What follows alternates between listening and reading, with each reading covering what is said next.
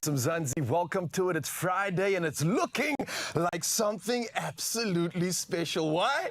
Because it is myself and this beautiful man over here would like to officially say good morning. You do need an air of grace and sophistication with you. Why? Because it's the World Sports Betting Cape Town Met tomorrow. And of course, the theme is Couture Unleashed. So we're going to have a little bit of fun with our wardrobe, our amazing wardrobe department this morning. Getting into that theme, what it means, it's a broad playground to go and have some fun. And I think a lot of people are going to push the boat out, man. A lot of people are here for the word couture. I'm here for the word unleashed, because it's an opportunity for us to do exactly that. Unleash your greatest style nuances, come through with some couture and come through with something absolutely special. And that's what today is all about. The specialness is happening not only for the next 3 hours, but for the weekend. And we're going to hype up everything about it. G and I are so excited. Clearly, that's why we're looking this good. But we got to include someone else in the party. All the way from Joburg, Zanele, you beautiful soul. How you doing? Good morning. Good morning, you handsome gentlemen. You guys look absolutely dapper. Are you ready for the weekend? Because I know I am. I can tell from your energy, you guys are going to have a good time this weekend there in Cape Town. The year officially starts with the World Sports Betting Cape Town Met. It's got the first party, but it's also the first connection. Everyone gets an opportunity to reconnect. It kind of just makes the circle smaller. I cannot wait, man. Cannot wait. And how are you feeling about the weekend? How are you feeling about the show? I'm feeling super excited, guys. I feel like we got such big things coming. I mean, not only are we unleashing couture, we're unleashing big devices, AI devices, lovely things. I definitely think that we're in for something special this morning as an Expresso family. You guys, are you ready for everything? Couldn't be more ready. I'm dressed to the nines. I'm with my G-man. I've got Zanele at our side in Joburg. So let's do this, Mzansi. I'm ready. We're going to start the conversation right now, in fact, and you guys need to weigh in. We've got you for the next 3 hours. Zanele, what are we chatting about this morning?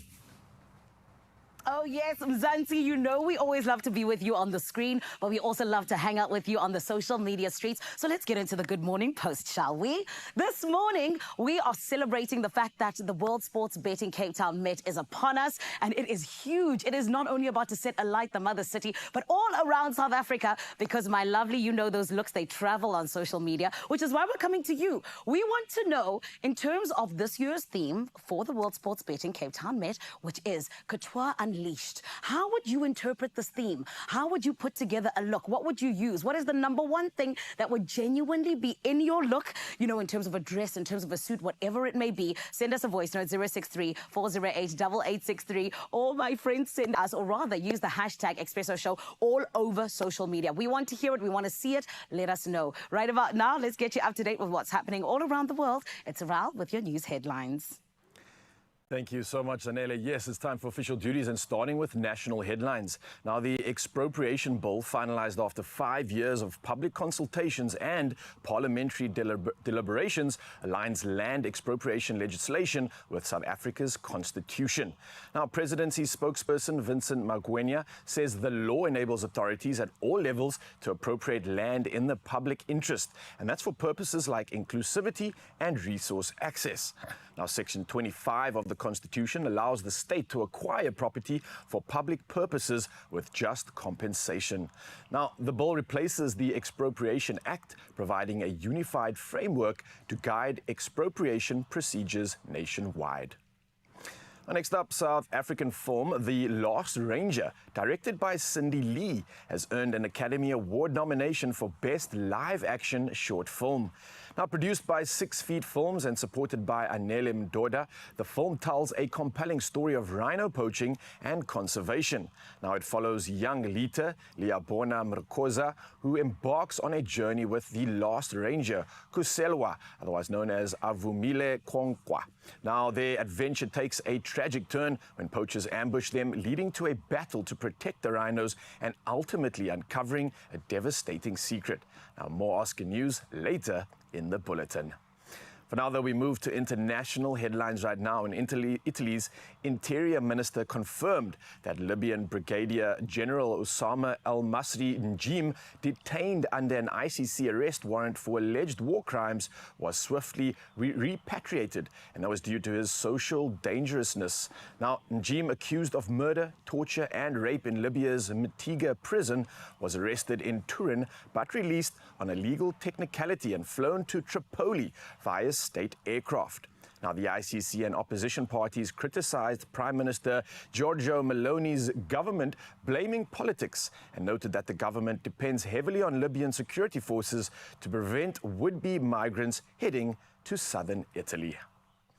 Now, next up, California continues to battle fierce wildfires, with the huge fires in the south burning, and that's nearly 42 square kilometers, and displacing over 50,000 residents. Now, firefighters have contained 14% of the blaze, but the region remains under a red flag warning due to dry, windy conditions. Now, about 4,000 firefighters are working tirelessly to control the fires, and the weather service says dangerous conditions will persist today, with rain possible by Monday. Now, authorities have emphasized the importance of mitigating future wildfire impacts due to global warming. Now, lastly, in our headlines for this hour, the 97th Academy Awards are abuzz, and that's with record-breaking nominations. Now, it's led by Jacques Audiard's Emilia Perez. The Spanish-language, French-made film dominated with 13 nods, including Best Picture and Best Actress for Carla Sofia Gascon, the first openly trans actor ever nominated. Now, Selena Gomez also earned her first Oscar nod for original song in the film, adding to its historic run. Now, this achievement makes Emilia Perez the most nominated non-English language film in Oscar history, surpassing Roma. Now, award season favorites Wicked and The Brutalist received 10 nominations each, with Conan O'Brien hosting, and the March 2 Oscars promises to be a night to remember as Emilia Perez looks poised to make cinematic history. Well, that's all the headlines I have for you in this hour. We move to the world of sport, and here's the G-Man with the latest.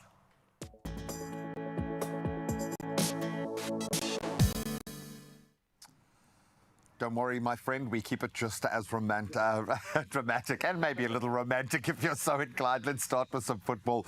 Manchester United and Tottenham, they both secured crucial Europa League wins. Bruno Fernandes' injury time strike sealing United's nervy 2-1 victory over Rangers, while Son Heung-min's brace led Spurs to a 3-2 triumph at Hoffenheim. So both teams now edging closer to that last 16 qualification, with United now 4th, Spurs 6th in the league phase standing, so looking pretty good. Now we turn to rugby, and maybe you can get a bit romantic now. Argentinian fly half Nicolas Sanchez, the Pumas' all-time leading point scorer, has now announced his retirement officially. Sanchez amassed 902 points in 104 tests. That was from 2010 to 2023, including 97 at the 2015 World Cup. Known for his historic 25-point haul against New Zealand in 2020, his final cap came in the 2023 World Cup bronze match, where the team certainly shone. Now let's turn to cricket and keep it local. The Paarl Royals, they dominated the Durban Super Giants, claiming a 5-wicket win with 15 balls to spare in their SA20 clash at Kingsmead yesterday. Chasing 143 young talents, Luan Drey Pretorius, 25 of just 13, and then Ruben Herman, 44 of 22, powered Paarl to 70 in the power play, sealing their 5th victory and now extending their lead atop the table. Now let's turn to tennis, and Madison Keys staged an incredible comeback to defeat Iga Swiatek in a thrilling semi-final at the Australian Open, setting up a final clash with two-time defending champion Aryna Sabalenka. So Keys overcame Swiatek 5-7, 6-1, 7-6, and that was 10-8 on the tiebreak in 2 hours and 35 minutes, a marathon marking Melbourne's first semi-final, decided by a third set 10-point tiebreak, in fact, just to underpin that. So quite a moment for Keys. And that's where we leave our sport for now, albeit we'll be talking horse racing throughout the show today as we gear up for the World Sports Betting Cape Town Met, so stick around for that. But right now, let's see if the weather's going to play along this weekend.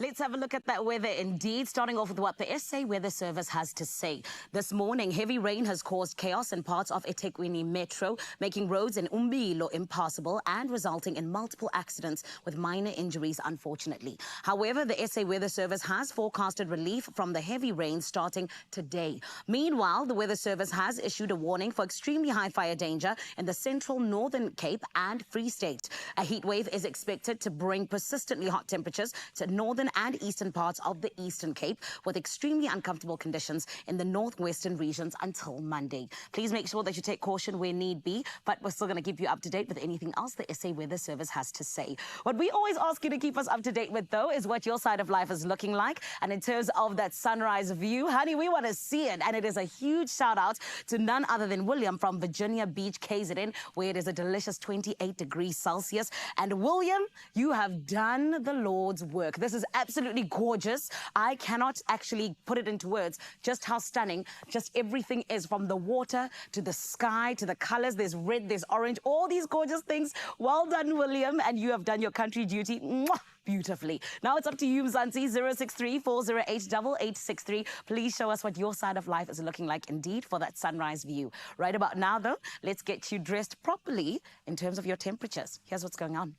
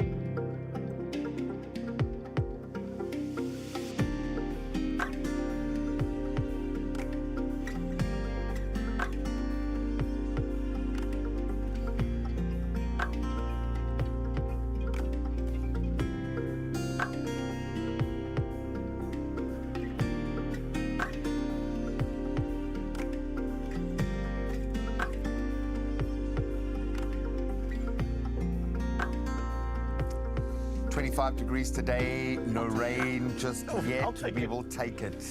We absolutely love the fact that we get to have a little bit of fun this weekend, and that's what the World Sports Betting Cape Town Met is all about. Pushing the boat out, as I said earlier, and having a little bit of fun. Get a little conceptual. Yeah, I love the sound of that, and that's why we are talking about everything exciting happening, not just today, but the weekend as well. Zanele, obviously you're looking like you're absolutely ready for this weekend's event. I know you're in Joburg right now, but wow, worthy of it. Are you putting money on any of the horses, perhaps? Oh, honey, I will not tell you which horse, Rao. I can hear in your tone you want me to let you know no. I want all the money for myself. Thank you very much. What about you guys? Any horses you're betting on? There goes my plug. Yeah, exactly. No, I'm going to take a leaf out of Chris Jafter's book, okay? And what he did, and I think he won something like 30 grand. I don't know if you're allowed to talk about winnings post, but at one of these events, because he was taking tips throughout the day. So I'm listening. Today, I'm just going to listen. I've got about 10 interviews on the way. I'm going to pay attention. But that's the one element. Obviously, we get to really sink our teeth into that side of it, the horse racing, which is probably one of the premier events of the year. But then you also get the fashion. Absolutely. The fashion is what we're going to dive into in just a bit. And Zanele, speaking of fashion, are you thinking that there's any way that you could even possibly elevate that look? For me, it is absolutely perfect. Oh, no, get out of here. Thank you, guys. I saw you guys and I was like, I'm in love. Absolutely. Prince Charming's there in Cape Town. You guys look absolutely stunning yourselves, and I'm genuinely so excited to see all the looks that are going to be coming from the World Sports Betting Cape Town Met. I think this year it's going to be particularly special, especially with World Sports Betting being in the mix. You know what I mean? Yeah, we're going to do exactly that. We've got someone very special coming through, goes by the name of Megan, that's definitely put a lot of effort, a lot of thought, a lot of work into getting these looks together. But we'll discuss this and what we believe couture is all about just after this. See you soon.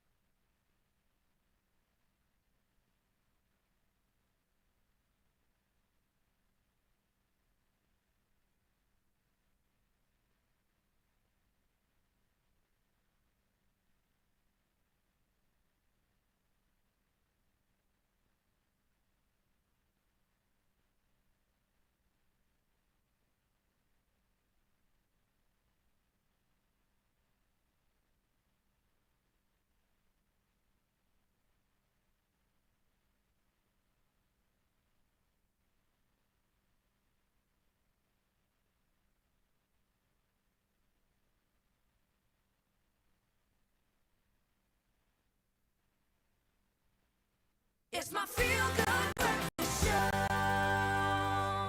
Welcome back, you beauties. Something might have given it away. There was the small matter of the World Sports Betting Cape Town Met to contend with this weekend. The year's first big party. It kind of sets the tone Definitely for the rest of the year. But for the fashionistas out there, well, in fact, I think the entire industry, this is an opportunity to make a mark. So we want to make our mark this morning. And we're doing exactly that. But we got to be honest, it's not just myself and G that put these looks together. We had some help, and we're going to talk about that help right now. Introducing the one and only Megan in the building. She goes by Fit as well, and that's the brand that we've all come to know.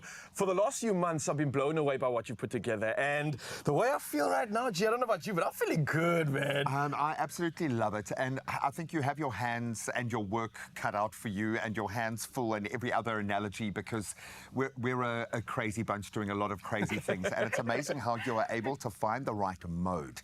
So when you dial in for something, how do you do that? How do you get yourself prepped for the JMB or for the World Sports Betting Cape Town Met when you've got so much free play like this? It is Couture Unleashed. Yes, so this was super fun doing this look. Obviously working with you guys, I want to get your style like on point. So now working with you guys every day, I was able to figure out what works best. You both look good in suits, always. Thank you. Thank you. I use like basic styling techniques, and that's from practicing every day. So with you, I did a little double blazer. Can little gold. I stand up and show this off? I think it's worthy of it. Let's be honest. Yes, do a little twirl. Now, Meg, I love the fact that you do pay attention to how we have a certain archetype, and you're always paying attention to our style, not just on the outside, but the inside as well. I think you've nailed this because you're giving me that feel of like a sophisticated couture safari guide, like a world travel guide, someone that can show you the world and all of its secrets. And I feel like that, honestly, I feel prime, I feel good, I feel like there's a bit of like flash in this. So I don't know if that was your intention, but well played. Why not? Why not? And the shape you've layered, but the shape is great. You haven't sacrificed one thing for the sake of another. Yes, of course, yeah. And obviously using Willie's clothes was great. Being able to see what I can do, especially with just putting a scarf under. You want to stand up and show your look? Get your out there. Yeah, just a little touch of a scarf with the white suit, I think was perfect for you. You didn't need too much because you look good by yourself. I love you for saying that every day, and she does. She reinforces that every day.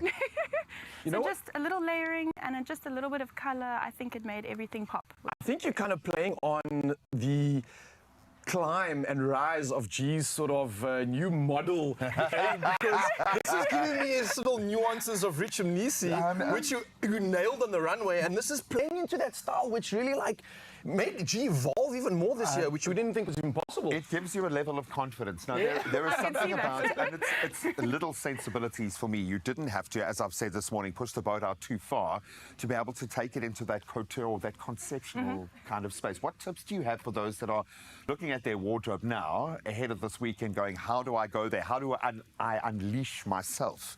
So honestly, just be completely creative. Just layer, try different things. Nothing is wrong as long as you wear it with confidence. I love that. Yeah. So like just like Rao, I layered, I focus on a specific color. And for the audience and whoever's watching, I mean, some color could work. Just a little bit, just play on it. And don't be too scared to be daring. I think it works perfectly once you just wear it with confidence. Yeah, I think if ever there was a time to do that, this is it. I absolutely love this kind of platform from a fashionista's perspective.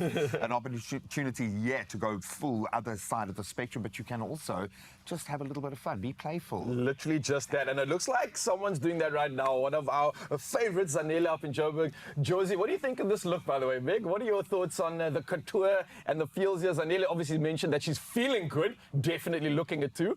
Yeah, she looks amazing. I know Mo, he worked so hard on this, and he put Willie's all together and he made it look fab. I think it's amazing. Yeah, and we were speaking about couture. What are we talking about here? We're talking about like customization, perfect fit, made for you. Yes. Zanele, does this feel you? Is it giving off a bit of your personality? Because it's definitely vibrant, to say the least. Big time. Oh my goodness, I genuinely feel like myself. You know what I mean? I'm always someone who's all about the silhouettes. I'm always all about being out there. And I think that things like the flower and, you know, even just the African print, they add that extra boldness. And I'm absolutely loving it. The way in which, you know, Mto and the beautiful Megan, my outfit, the way you guys just came together to make this absolutely pop. I'm obsessed. I love it. And also one thing I'm really picking up is the layering. Are we going into a season of layering? I think so. So I'm genuinely obsessed with it. What do you guys think? I love it. I love the fact that you know where we're at, okay? And where this, if you're going to have a premier fashion event and it's in Africa and it's in South Africa, let people know where you're at. I love the fact that that represents, Exactly. and your personality does shine through. I'm going to turn the tables a little bit and ask you, because you do an event, let's be honest, every second day, and I would imagine you feel the pressure of needing to turn up and really show up for these sorts of events. What advice do you have for someone wanting to really make an impact with their outfit this weekend? I think don't be afraid to be daring. Don't be afraid to be out there. You know, just like Megan said, be creative. But I think more than anything else, these events, like you say, you know, Graham, they happen all the time. They're a place to play. I call them a little bit of a playground, and especially when it comes to fashion. I think that that's where you're able to express yourself, but also find different versions of yourself and see what works, see what doesn't. But more than anything else, just have a lot of fun. So even this morning, we've kind of like named this whole look. It is the Pink and Black Panther, because we're unleashing, yes, the couture, but we're also unleashing the wild African side, but it's got power. You know what I mean? So Wakanda vibes. Got you. I love it. Ticking every single box. It's unleashed is what it is. And I feel unleashed. Well done. I absolutely love how much you are able to create within the space that you play. Megan, you are a genius. Thank you so much for helping us out every day, not just today. Absolutely love the confidence that comes with it, man. Yes. Now, obviously, if you all wanted to get some looks and inspiration, then find Meg Outfit online, because she's a plethora of knowledge, but with the theme of fashion and couture coming through it. As we roll into some more of the good stuff, we may or may not know that the Cape Town Met is this weekend, Mzansi. Yes, it is tomorrow, happening. yo. It's all about the glitz and the glam. So Carissa went on a quest to find inspiration for a perfect dress in collaboration with this beautiful lady over here. So let's take a look at how incredible it all came together.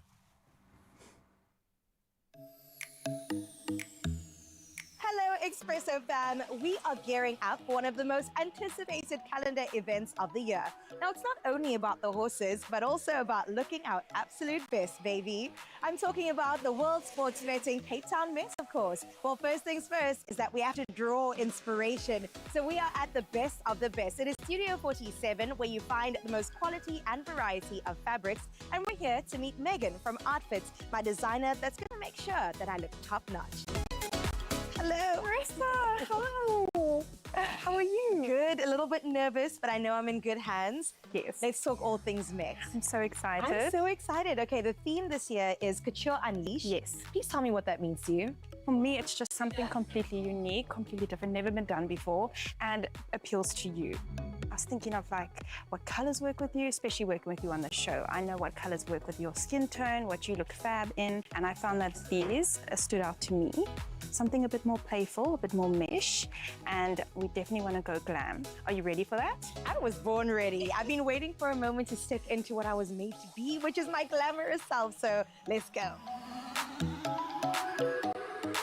So, as I came in here, I was actually drawn to this one. Do you think this would work with something that you'd wear? Yeah, I mean, I wouldn't naturally gravitate towards it, I think, because I'd like to play it safe. Yes. But Meg, let's get out of that comfort zone, you know? Try something different. That's good on me, actually. Yes, it does. Meg, I trust you. I know you're going to make me look good, feel good, and still actually look the part by the end of the day. Yes, of course. That is the goal. That is the aim. I absolutely love this space. I think that this is where the creativity begins, and you could get overwhelmed, but honestly, I've just felt so reinvigorated with creativity. So I'm very excited to delve in and see what Megan has to offer.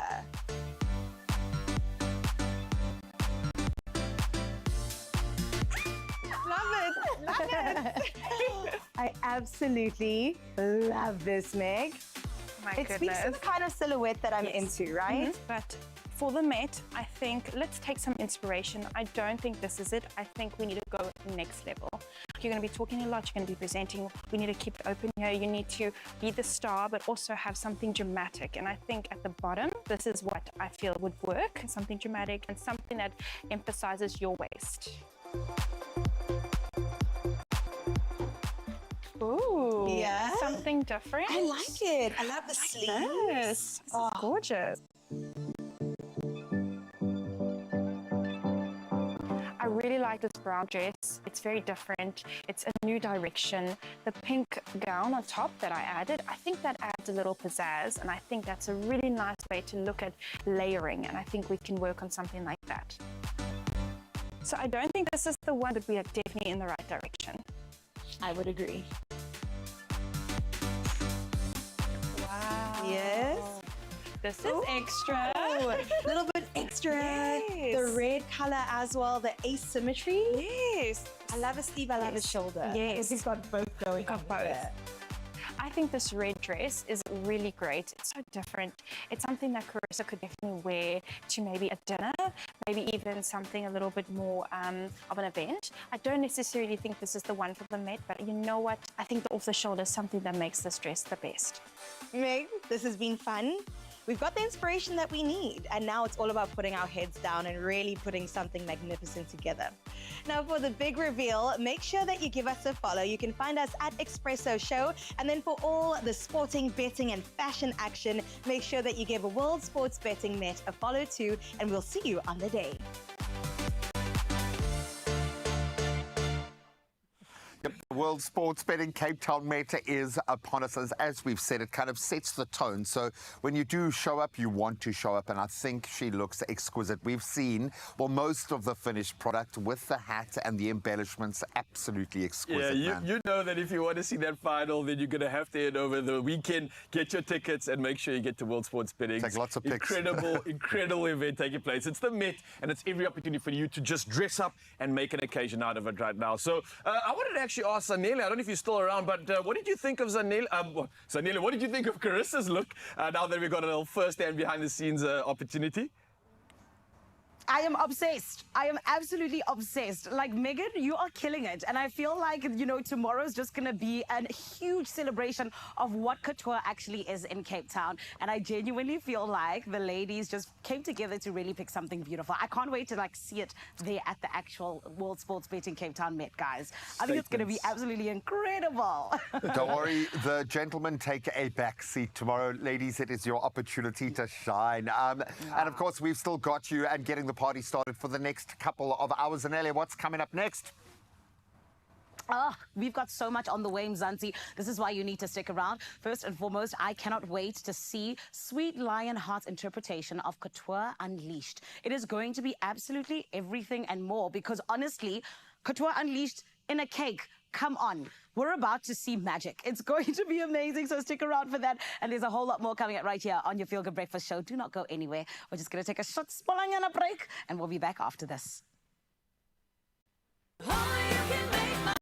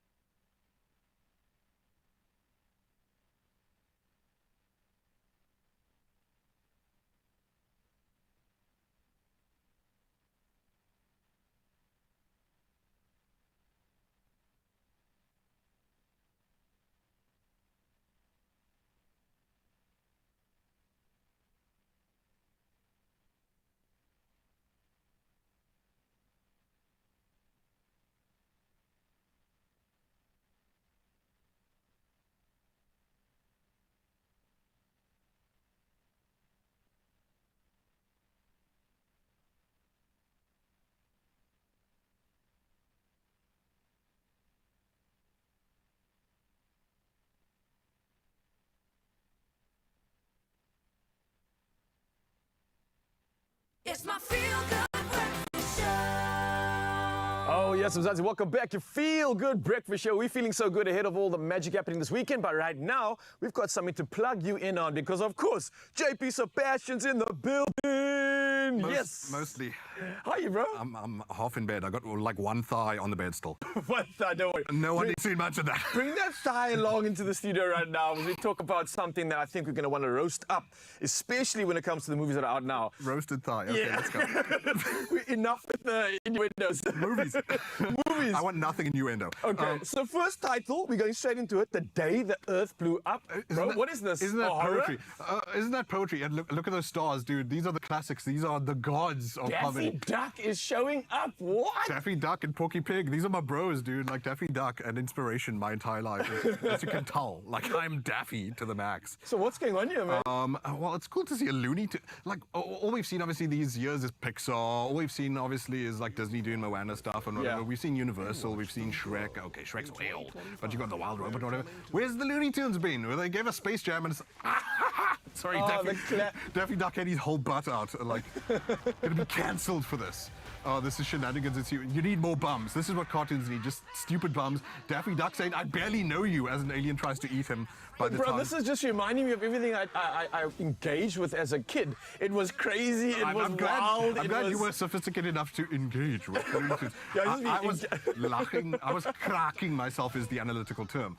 Literally exactly that, man. And it seems to be bringing back a lot of those feelings right now, bro. No. It looks wild, it looks quirky, it Do looks you silly. remember this classic thing where like the guy stands up and and so you're right in noticing that like the director was like, we want to bring back the old feelings. Like Space Jam was a jewel, no Yes. doubt, but there was still like back then the obligation to feel like we got to modernize. Let's make it hip hoppy. They're wearing basketball shorts and showing gang signs or something like that. But this is going back to the way it was meant to be, and teaching cartoon comedy a lesson because like even the Minions. Sorry, I'll get to the next movie in a second. But I love the Looney Tunes so much. Daffy Duck, even if it was Dave Chappelle, that important. Like the timing of jokes, the timing of punchlines, and when to do afterwards. The duck coughs after he gets nearly burnt to death. Anyway, whatever. That's out tomorrow. Take the kids and definitely take JP too. I'll see you there. Yes, he definitely will be there. But moving on swiftly, this is a classic 7, which I'm very familiar with. Is this like a remake or are they redoing it? Is it a sequel? What's happening? I'm glad there's this amount of confusion. Why I'm is this, excited why and is this scared. not advertised enough? Yeah. Like, so South Africa, you should know that a classic, a David Fincher classic, which you loved and you saw. Yes, this was based on the 7 Deadly Sins, right? So yeah, that's the series of murders. And it was a crimes that kind of... this thing blew my mind. That's how long ago it was. Is that like it's just a burn in your memory? It's not necessarily clear, and that's what a good like. Sometimes a good murder movie is like that. It's like it got its claws in you, but you can't make out what kind of animal it was. So this is 30 years old. Whoa, am I old, JP? But you are probably on. You're on the slab. We are both corpses. And what's great about this remaster, by the way, what you should know is you were asking me like, does this just mean it's out? Yeah. It's on big screen. It's on IMAX. Oh, really? Like a David Fincher movie, the dude crafts to the T. The guy who did Fight Club, obviously with Brad Pitt later than this. The guy who did Gone Girl, the guy who did Girl with the Dragon Tattoo. David Fincher's a master, and he is. wow. What's a delicate term I can use? Anally like perfectionist about getting these Very movies right. delicate. Got to be delicate there with those innuendos. And the dude had, and this is all he deserves as a great director, the rights to be the man to remaster this himself. Sometimes remasters come out and they don't have the director at the steering wheel. Like you're saying, no, this is what I want the final vision to look like. I want this blueness to still be here. I want the black to look like this. I want this scene out and that scene in and right. But he was hands-on in re-injecting a remaster of 7, 30 years old now. Morgan Freeman before he was God. Dude, like detective movies. I was thinking, like, when last did we have a movie where, like, you have the rookie detective and you have the older one going, look, just stay out of my way. I have my style, you have yours. Like a Training Day kind of vibe, man. Training Day. Yeah. This even anticipates, and speaking of Training Day, sorry, I know I have to move on, guys, because there are other movies that are out tomorrow too, but I love 7 so much, and the other movies are... instead of Brad Pitt, this was nearly going to be Denzel Washington. Denzel Washington Oh, my word. turned this down to act with Morgan Freeman because he said this movie feels too dark and evil. Oh, That's crazy. And then he regretted it afterwards because David Fincher is a master. The dude, crazy director. He will make Brad Pitt do 80 takes. He does not care because he's a professional. Out tomorrow, I'm going to be there and I'm going to be watching Looney Tunes. My brain's going to be a mess. We celebrated that. We've got two movies to quickly move through right now. We've got talking about marked men, Rule and Shaw. What is that title? What's happening here? It's out now, of course. That's apparently what humans look like. And JP will be there, but he'll be at the front door with a can of pepper spray if you dare go spend money on stuff like that. Honestly, guys. Well, young adult romance. I know, look, the kids have to sort of like, you know, experience warm-bloodedness and be human and a bit of the excitement of romance and all that kind of stuff. But how is production value so butts? Wow, the butt really enters a lot into the allegories this morning. And let's not enter into This is not the good butt. Yeah, this is the furthest end of the butt. Okay, this is unfair. Shame. JP's not seen this movie, and like I said, sure, some teenagers also they also want to get a taste of what does it feel like, the rush of romance and you know so the story here. I mean, you've got these two characters, very humanly named Rule and Shaw. They've been best friends for the longest time, and she's feeling like, wait, I've actually got these feelings, and can we explore this? What are the boundaries with friends and all that kind of business? But good grief, it just reminds me of, dude, I don't know if you noticed, there's so much schlock on streaming. Like, there's a lot that just feels like a vending machine pooped it out the wrong end. Just like by numbers, ticking boxes. We used to laugh about telenovela. We were like, oh, this looks funny. It seems like this is all that there is now. This, guys, you cannot be, when you've got, and I mentioned the other day, Baby Girl is out. If you want something warm-blooded, want something sexy, Baby Girl is where you're at. Rule, Marked and Shaw, Mac. I don't even know what the title is. Look, It's Rule and Shaw, yeah. I've got to stick up my bum is obviously my issue here. This is not for me. Obviously not for JP, but if you are a fan of some of the kind of drama, it's one of those bestsellers for those. then definitely head out there and try avoid his pepper spray. We're going to move quickly through and roll on to Rob and Roll right now. Anything to say? We don't have to stress too much about this, but yeah. So if you want some comedy, I know people. Obviously, we were talking about Daffy Duck and Porky Pig, and that's really sets the standard. But you can see what you got going on here is a complete goofy Chinese comedy, which is, I suppose, in the vein of stuff like Snatch. It's a romp of odd couples, and you've got these two middle-aged men who mistakenly foil a master thief's plan to knock over a bank or joint of some sort. And they get thus sort of roped into the heist to be like, okay, you're my hostages for a bit. But then are they sort of starting to enjoy the excitement of the criminal life? It actually looks like decently made. Sometimes Is it like an Asian Guy Ritchie kind of vibe here? So yeah, it looks like we've and let's not be silly because China sets the standard with that. I don't know if you've ever seen a John Woo movie. Guy Ritchie can go to kindergarten and sit down on his tiny bum. I'm going to keep it with the bum themes here. Rob and Roll, as you can tell by the silly name, it looks like it's going to be a decent enough comedy. And since we're all on Red Note now, we might want to start learning the language of, sorry, not Red Note, Xiao Hang Shu. Yeah, I suppose, like I said, if you love stuff like oddball cop stuff, whether it's you know, Mark Wahlberg and Will Ferrell, maybe this isn't going to be necessarily as funny, and sure, there can be some sort of cultural things where you're like, I don't get that joke, but whatever. Don't worry, you're going to have like English subtitles to go with it too. If you missed out on Seven, that's the cop movie you need to see, by the way. It's Seven. Tell us about Seven for you. Like, how does it sit inside you still? I think it was more the emotion, the realism of it, and it literally scared me while I watched it, because I think when you start realizing the 7 deadly sins that they're talking about, you start feeling like this is a little bit more real than I thought. It gave me emotion I didn't even think David I Fincher had. is no joke, dude. Like, his movies are gross and dark. Denzel Washington was right, but he was also wrong to not star in this. Go watch Brad Pitt and Morgan Freeman. Oh. 7 out Something tomorrow. for everyone. JP Sebastian coming through, can't be more grateful and giving us a reason to get hyped for the weekend. Speaking of, it's full of billies and get even more hyped in the kitchen. We're going to continue in this incredible theme that we get to embrace on another level this weekend. The World Sports Betting Cape Town Met is here with the theme Couture Unleashed. So we want to see that theme embodied in as many ways as we can this morning. And the ladies from Sweet Lionheart, Natalie and Laura, are about to channel the glamour and the artistry of this year's Met Gala theme Couture Unleashed into a truly extraordinary cake design. So you can watch as they transform their love of baking and high fashion into a showstopper that's edible and worthy of the red carpet. Ladies, so good to have you here. We love what you guys do because you pour literally heart and soul into something like this.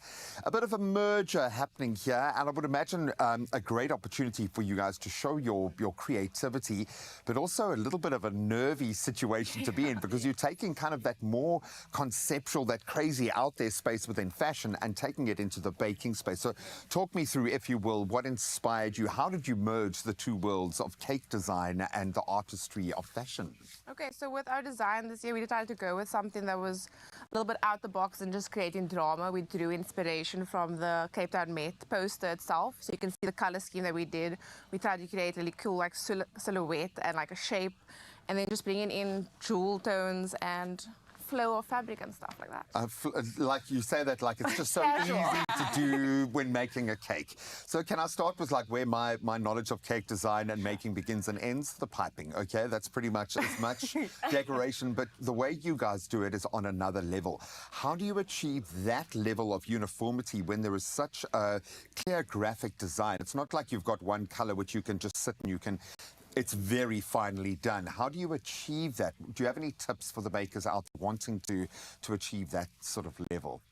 A lot of practice, I can tell you that much. It's not as easy as it looks, but if you have the correct consistency of your cake, your frosting, as well as really good tools, then with a lot of practice, you will be able and to also achieve planning sharp for edges. sure. Plan this out before the time. Think about what you're bringing in. Well, talk me through that process, because you've got textures which make a very big difference. Obviously, the colors play a role. So as you guys get stuck in here, talk me through how you build that plan. Well, for this cake, but for any cake in general, how does that process look? For this specifically, usually we say sometimes less is more, let's keep it simple. But for this, thankfully, more is more. 100%. So we're going to show you two things. We're going to show you how we got the jeweled tones there at the bottom, as well as a rice paper sail that kind of looks like fabric. Yeah. So I'm going to get into that. Do it. So isomalt is basically comes in granules like this, and you melt it in a pot, and then you add coloring and you pour it out onto a silicone mat, and then you get something that looks like this. A tile, pretty much. Yeah. That is... It's pretty cool. I pretty love hard that. and solid. Yeah. Now I understand the gigantic hammer. Yes. So we're going to smash that up into little pieces, and that is how we got that onto the bottom of that cake. Oh, this must be such a fun... It's like stained glass. How much fun you can have. It is really fun. To get that color, do you buy it as is? Do you add your own color to it? So this is white in color when you buy it, and then you add coloring. So you really in the can pot, take it yes. wherever you want. Oh, Yes. I love that. So I'm going to smash that up. All right, let it out, girl. Let every And bit you of that... basically- Just let it out. Some And you of us need basically to know. keep going until you get tiny little, Until you tiny feel little better about shards. yourself, Yeah. yeah. So, and it's very cool. You can also use big pieces like this to create sharp edges. Yeah, and you that's can- the kind of drama you want for something like this. Yes, and you can also take some silver powder or any color powder really, and dust that on, and you get a really cool silver effect too. I don't want to give too much away because when we finish it up, you're really going to see You how want it's to see going to the come full together. impact. Oh, for exactly. sure. But I love that already people are thinking differently about what they are doing Yeah. right now. I love this. That sail is going to catch a lot of people's attention. It's Yes. something that, I mean, in all the many years of doing this, we've never seen anyone use this material in this way. Talk us through what you're doing, because I saw pink powder going into the water there. So I just started the process here. So this is just your store-bought rice paper, essentially, that you would make a spring roll with. But what we do is we soak it in water. So this is literally just tap water and food coloring. And you would, so I've cut some in half here just to make a smaller one. You can cut them in half or use the entire sail. The full sail, And you're just going depending to soak them in the How water. far your cake is traveling, I suppose. But that is incredible. And it essentially gets soft in the water, and then that's how you would mold it into the shapes you want. So I'm just going to let that soak while that's happening. I'm going to use these clips, and this is just on a silicone mat so that it becomes non-stick and we can peel them off afterwards. Very And I'm going to clever. create like the flow that I want the material to do. So let me just clamp up some pieces. That is a brilliant, brilliant tip, because I would imagine so many bakers, you get to the point of this exquisite creation. It's time now to merge the two, put it onto your cake. Something breaks, something goes wrong, it sticks. It's kind of planning ahead, thinking ahead about all of the eventualities. Yeah. I love that. If when approaching something that is this complex, a tip for someone taking on a job like this. I would make everything in advance. Don't leave it till the last minute, just because you don't want to leave anything to chance, and you want to make sure that everything is set. This in particular takes time to set. It's not something you can make in the moment. So again, it goes back to your planning. So I'm just going to make use of these skewers, and we're going to wrap the rice paper on a skewer essentially. You're going to roll the corner onto the skewer. Oh, wow. And then it becomes quite pliable and very similar to fabric, I guess. Oh, and then you would place it on your silicone mat and Never create... mind the cake designers. There's a fashion designer out there running to their kitchen right now. Ladies, you are amazing. Cannot wait to see how this all comes together. The genius that is playing out in our building today. We're going to have some hot tips and, yes, a whole lot of fashion inspiration. And this cake is going to blow you away. It might even inspire your outfit if you aren't dressed already. We'll see you in just a moment to reconnect with the girls to see how far we've taken this creation. Sweet. That is genius.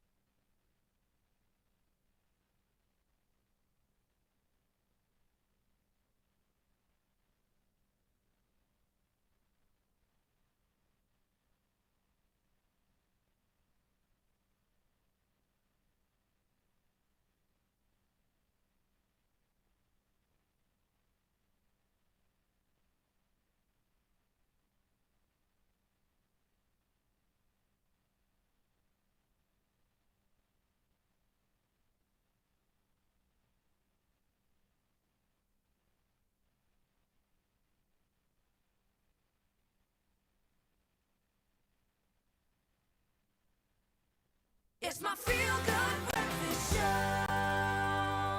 Yes, please, Mzansi, welcome back at your Feel Good Breakfast Show opening up right here on S3. And I say yes, please, because thank you. When everyone asks, you want some good entertainment? Yes, please, it's happening right now. We're going to carry on with that because we're bringing in someone special. Now, Absa is proud to be the official banking partner of the English Premier League, right? We all are very well aware of this. And because nothing brings people together quite like the passion, the excitement, and the unforgettable moments of football. So the EPL keeps delivering the magic. And while Liverpool fans might be feeling on top of the world right now, yes, we are. We are joined in studio right now by Curtly Daniels, Grassy Park ABC Motsepe League coach and a AD Hard Manchester United super fan.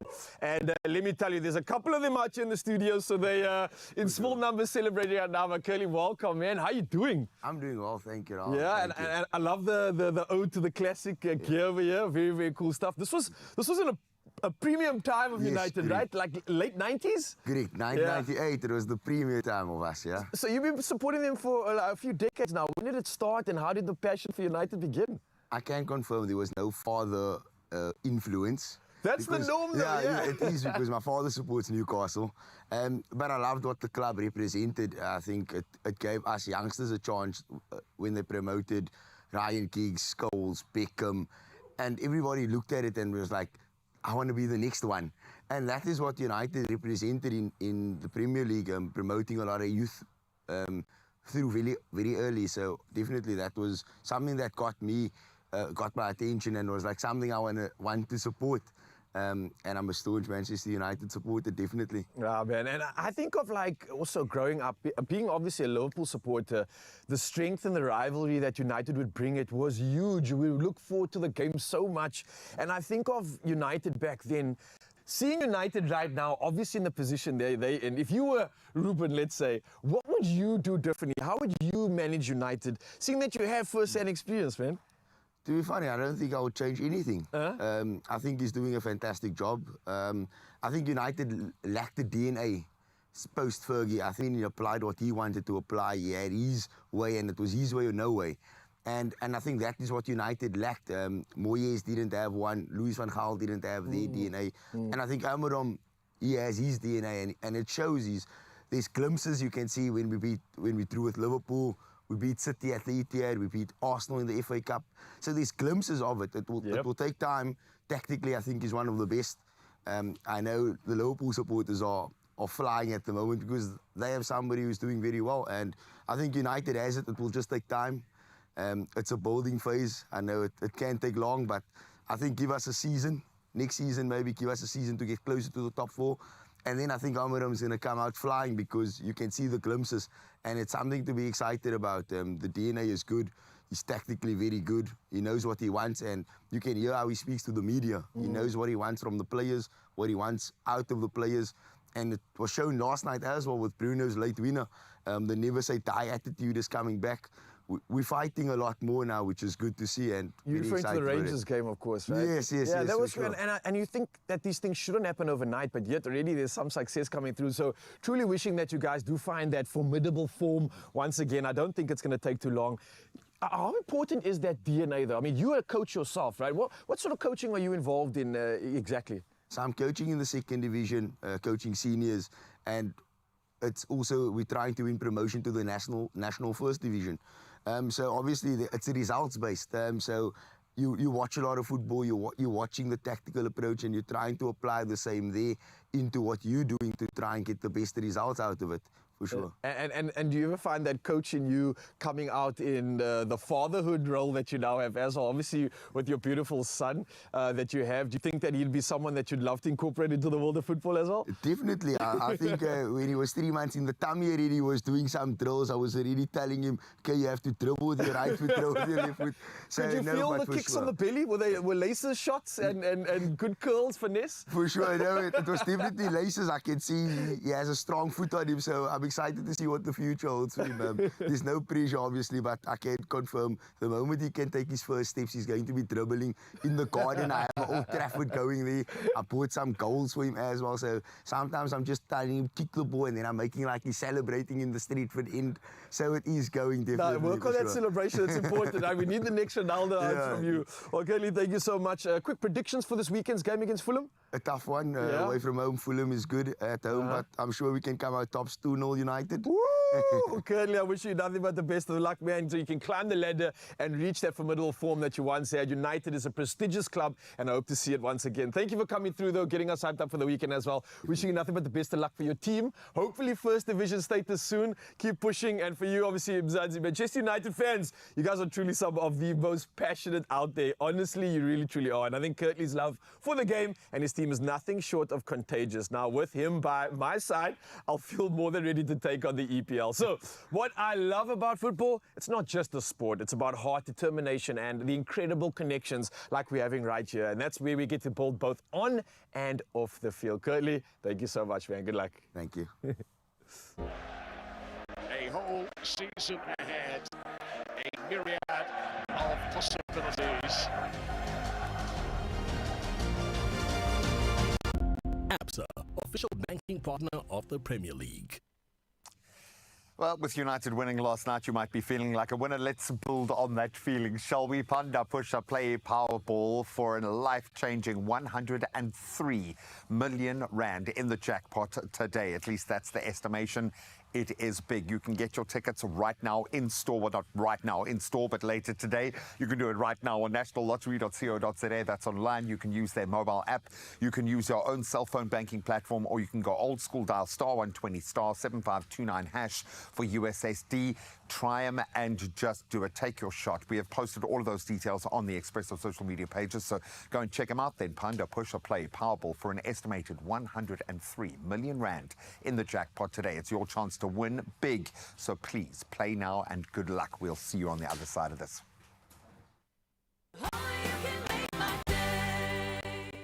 Stand a chance to be one of 10 lucky winners, each winning a share of 200,000 Rand and cash prizes from Tuffy's South Africa.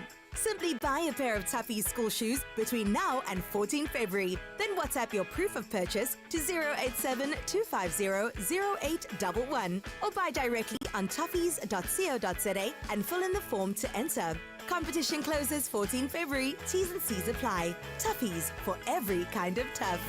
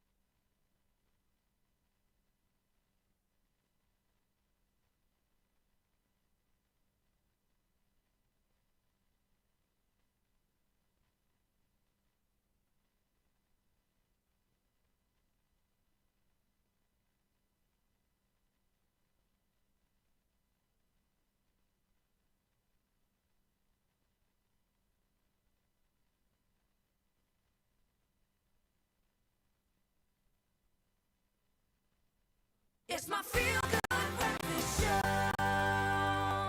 Oh yes, Mzansi, welcome back. It's your Feel Good Breakfast Show, opening up right here on S3. It's just gone past the hour and it's time for official duties. Of course, we are hyping you up for the weekend and all the festivities. But for now, let's start with national headlines. Now, South Africa has expressed regret over US President Donald Trump's decision to withdraw from the 2015 Paris Climate Agreement again. Now, Environment Minister Dion George called the agreement a crucial multilateral effort to combat climate change, highlighting the United States' significant historical contribution to global emissions. Now, George emphasized the agreement's foundation of shared but differentiated responsibilities among nations. Now, Trump's inaugural speech reaffirmed his focus on manufacturing and energy, stating the U.S. would capitalize on its vast oil and gas reserves, pledging, "We will drill, baby, drill." Now, next up in our headlines, the expropriation bill, finalized after 5 years of public consultations and parliamentary deliberations, aligns land expropriation legislation with South Africa's constitution. Now, presidency spokesperson Vincent Magwenya says the law enables authorities at all levels to expropriate land in the public interest for purposes like inclusivity and resource access. Now, Section 25 of the Constitution allows the state to acquire property for public purposes with just compensation. Now, the bill replaces the Expropriation Act, providing a unified framework to guide expropriation procedures nationwide.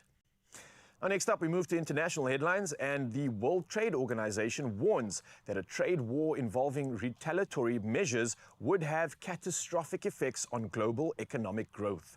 Now, WTO Director General Ngozi Okonjo-Iweala, speaking at the World Economic Forum in Davos, Switzerland, stated it could lead to double-digit losses in GDP similar to the 1930s.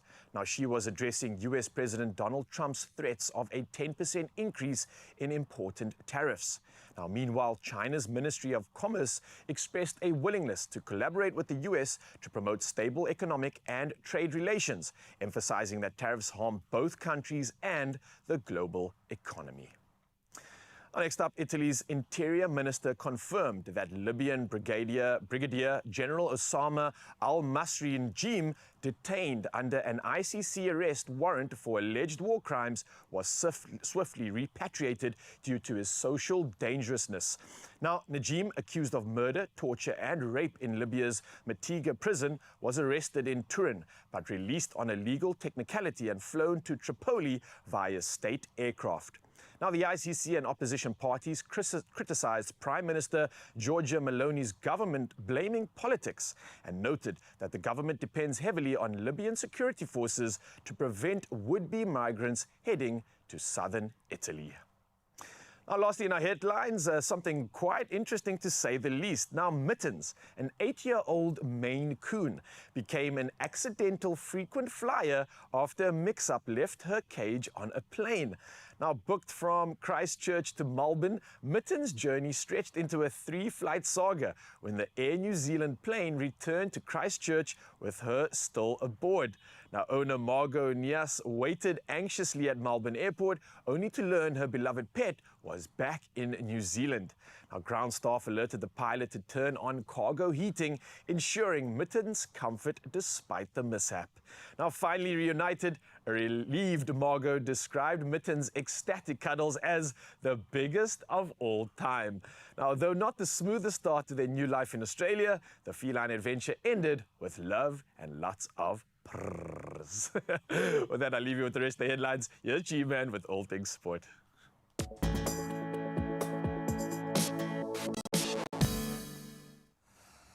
Well, maybe not for Liverpool fans. It was a perfect evening for Manchester United and Tottenham. In fact, it must be cold somewhere. That's normally really hot because they both secured crucial Europa League wins just when they needed it. So first off, Bruno Fernandes has injury time, a strike, sealing United's 2-1 victory over Rangers, while Son Heung-min's brace led Spurs to a 3-2 triumph at Hoffenheim. So both teams edging closer to the last 16 qualification as a result, with United now 4th, looking good. Spurs in 6th in that league phase standing. So vitally important win there for both teams. Now we turn to rugby, and we can get emotional about this one. Argentinian fly half Nicolas Sanchez, the Pumas' all-time leading point scorer, has now announced his retirement officially. Sanchez amassed 902 points in his 104 tests for country, and that's between 2010 and 2023. What a career, including 97 points at the 2015 World Cup, of course, where he certainly shone, known for his historic 25-point haul against New Zealand in the 2020 2020. Of course, his final cap came in the 2023 World Cup bronze match, where once again he did his country so proud. Now let's bring it back home for cricket in Nepal. Royals, they shone yesterday, dominating the Durban Super Giants, claiming a 5-wicket win with 15 balls to spare in their SA20 clash at Kingsmead.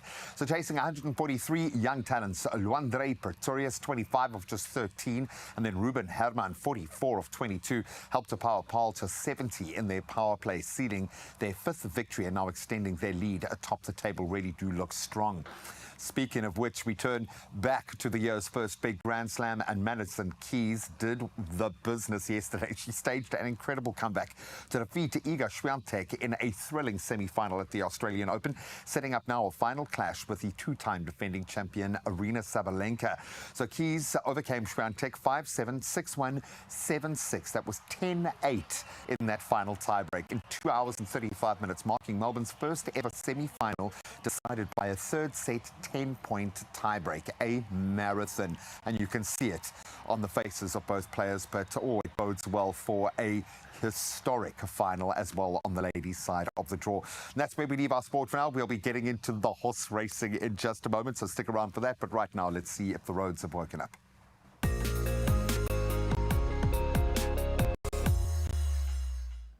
Let's leave the racing to the horses and let's be safe on the roads, shall we? Let's start off in Gauteng in terms of your traffic. Centurion, there's been an accident on the N1 southbound after Samrand Avenue with delays towards Olifantsfontein Road. The right lane is affected, so it's resulting in slow-moving traffic. Stick to the left-hand side of the road if you are passing through the affected area, please, and remember to be safe. Still in Cape Town, Milnerton, delays are being experienced as a result of traffic buildup along the N7 southbound at the N1 inbound ramp. Please make sure that you maintain a safe following distance and that you buckle up because we want you to get to where you're going in one piece. Let's also get you going with your weather in terms of what's happening today.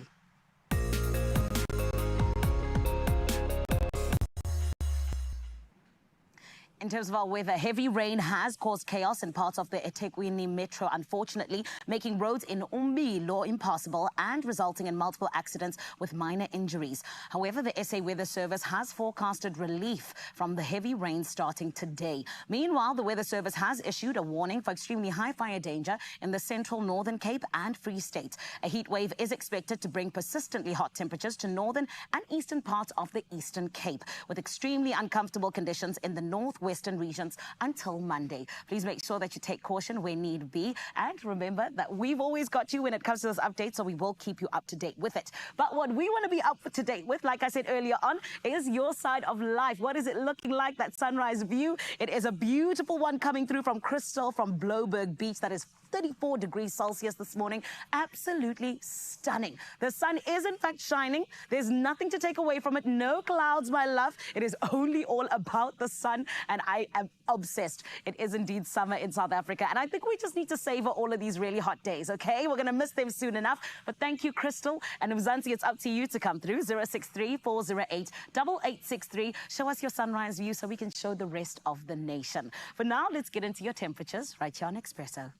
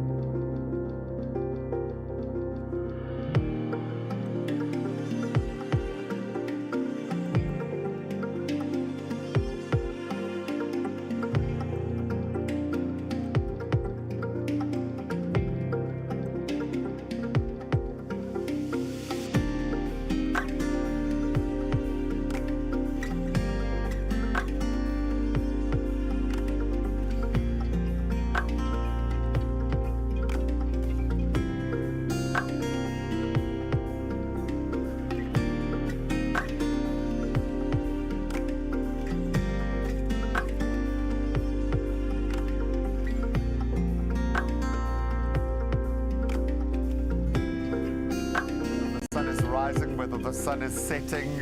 We don't care. It's hot out there. My goodness, the country is hot today. Yeah. Please just look after yourselves. Summer is here. It's getting so hot, and I think it's almost hotter than the looks we're going to see this weekend. And speaking of this weekend, is getting us so hyped and excited. Clearly, G-Man and I are ready for it, but are you, Mzansi? And that's the big question we're asking. So we're going to dive into that conversation and, of course, speak about the horses, maybe give you some inside tips on where you can put your money. I don't know, but you definitely don't want to go anywhere. This has been the most tight-lipped year for the world sports betting Cape Town Met that we've ever experienced. Yeah. No one is giving anything away. Come on. No, we'll plug into Patience and JP are here from World Sports Betting to give us the inside track, literally, and we'll delve into the fashion and entertainment as well. So stick around. Only you can make my day.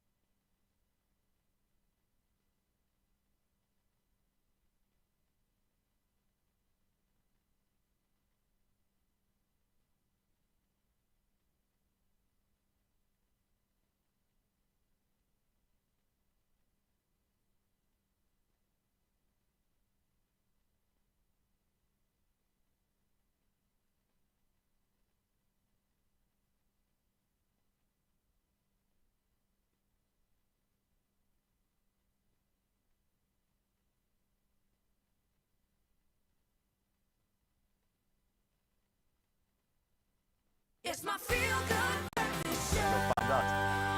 Welcome back. Thank you so much for dialing back in. We want you to saddle up. Cape Town, the world sports betting Cape Town Met is galloping into town tomorrow, promising a day of high stakes, racing, glitz and glamour, everything you want out of the year's first premier event.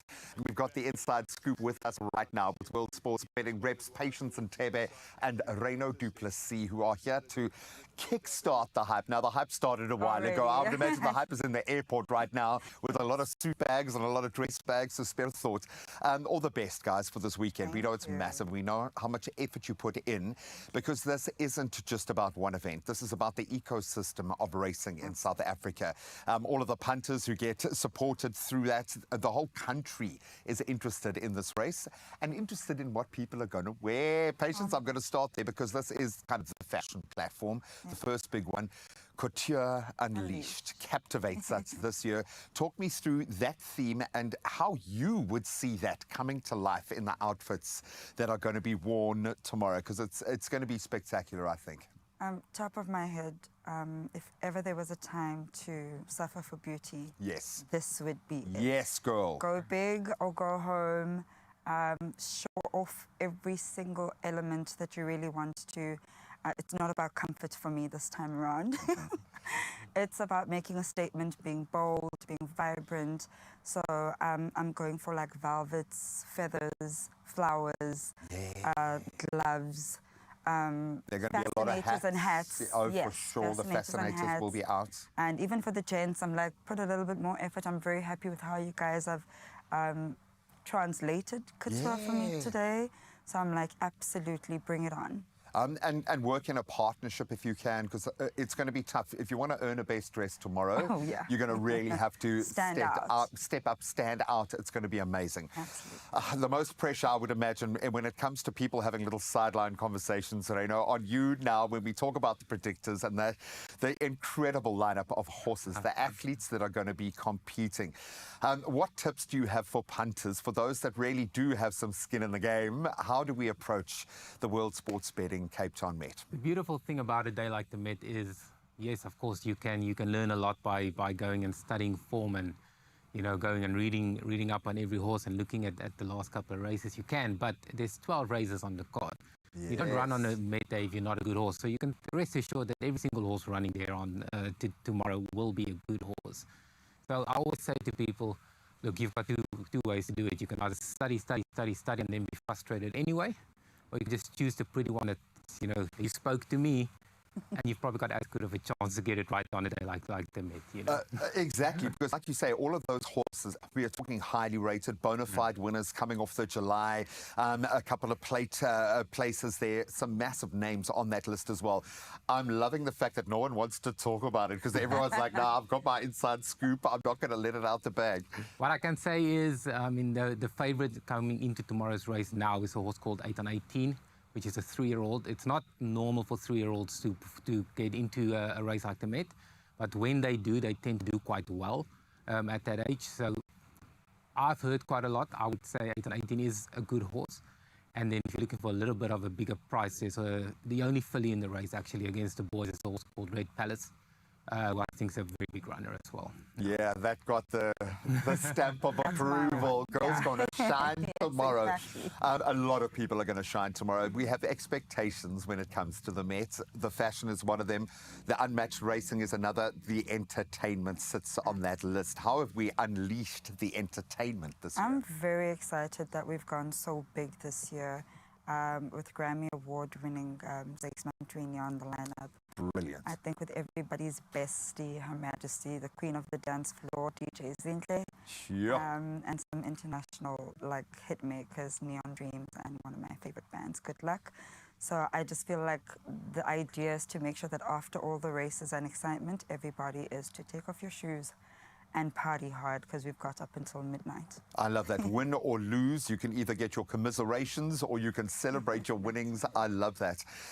Reino, maybe we can start with a practical guide of do's and don'ts. For those that aren't initiated, haven't spent a huge amount of time in this space, how would you recommend approaching it? Because you want to have a bit of both. You want to bet, but you don't want to take too many risks. How do we do this? No, I definitely agree. I think, often people say, is horse racing a sport if there isn't betting involved? And the answer is absolutely yes. Those are athletes, just like rugby, Some of the most fine athletes you will see on the planet. If you are going to bet on a sport, horse racing certainly is the one to do it on because the excitement and the authenticity of it, it's like right in your face. You're not watching a game from home when you're standing next to that course. And I think when the crowd goes off and you're the only one who didn't actually take a bet, you're going to feel a little bit left out, So the best advice would always be just keep it as simple as possible. Don't get pulled into people talking about trifectas and quartets and swingers. Find the horse you like, be it by name, be it by color, be it by seeing the way they came down and that one just seemed to stand out to you. Go to the teller, put your 10 rand, your 50 rand, whatever your budget is on, to win. Maybe also take something small for him to place, which in a race like the Met will be to run top 4. Just in case you don't want to be sick and feel like, oh, no. Yeah, you lost out when you were so close, for sure. And keep it simple, And honestly speaking, most people who are into horse racing today would have started with a simple bet, and you can't just suddenly know how to study form of a horse, so you just need to kind of play with your heart a little bit there. Yeah, man, feel it, and when you feel it, Run with that. All the best of luck, guys. I can't wait. I'm sure I will see you bouncing around tomorrow as we do probably the year's premier networking event as well, which we absolutely love. However you are treating the World Sports Betting Cape Town Met this year, just go in there and have fun. Whether it's high stakes, low stakes, we don't care. And both of you enjoy it. I'm going to have a chat to you about the, suffer for your fashion halfway through the day tomorrow and see if that still stands up. But the excitement certainly will, right up until midnight. We love the entertainment lineup as well. And as we build towards that tomorrow, it's clear that this year's event is more than just a race. It is a spectacle of fashion, of music, of, yes, horse racing brilliance on a level that you seldom get to see. So if you haven't bought your tickets yet, make sure that's the first thing that you do this morning, and we'll keep the tips coming. Ah, man. Gee, I could have not explained it any better. You literally just put it into the perfect words. And Mzansi, the excitement is palpable. It is going to be a Met to remember because the World Sports Betting Cape Town Met is South Africa's most glamorous Met, and one that I know is going to be not just about the horse racing, but also about the fashion. But then you know that we need to understand what goes into actually making champion horses, right? So this is why Karishma Basde has done the things that needed to be done, and she visited Crawford Horse Racing. And this is exactly where we get to know just what goes into what is going to be happening tomorrow, the spectacle that will be horse racing. Check this out.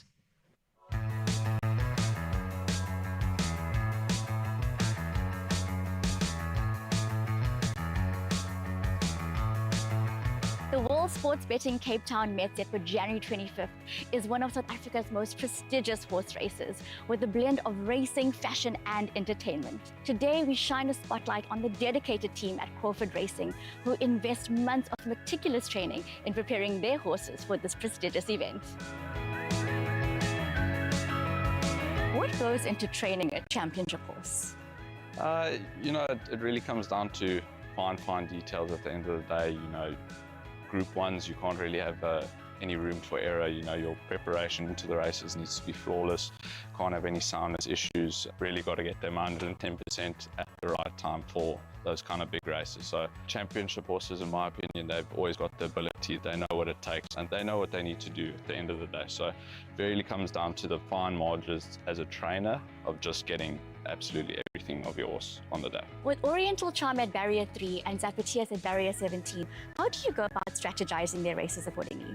They've kind of reached a point now where they're both at race fitness. It's just a matter of ticking them over and like I say, getting the fine margins out of them. With regards to how we're going to ride them, I think that's going to be very much in the jockey's hands. We need to have a deeper dive and look at the field and see what we think is going to go and where everything's going to be in the race. Oriental Charm is always a horse that loves to run handy and he's done his best from there. It's going to be a bit trickier now with the amount of pace in the race, but JP knows him best, and I'm sure he'll put him into a good spot from draw 3. Zapatias and William Godway, they've got a great partnership together. They know each other very well. He doesn't have the best barrier draw, but Louis knows him very well. We do have cheek pieces on him on the day, which might just sharpen him up a touch out of the gates, but I'm sure he'll get him into a good position from that bad draw.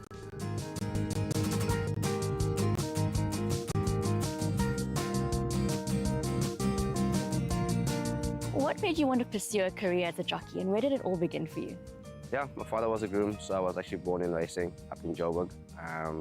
Obviously I took a different route, it's different times now, and I was fortunate enough to go to school and learn a lot, and obviously growing up with horses and a different career, and I picked that one.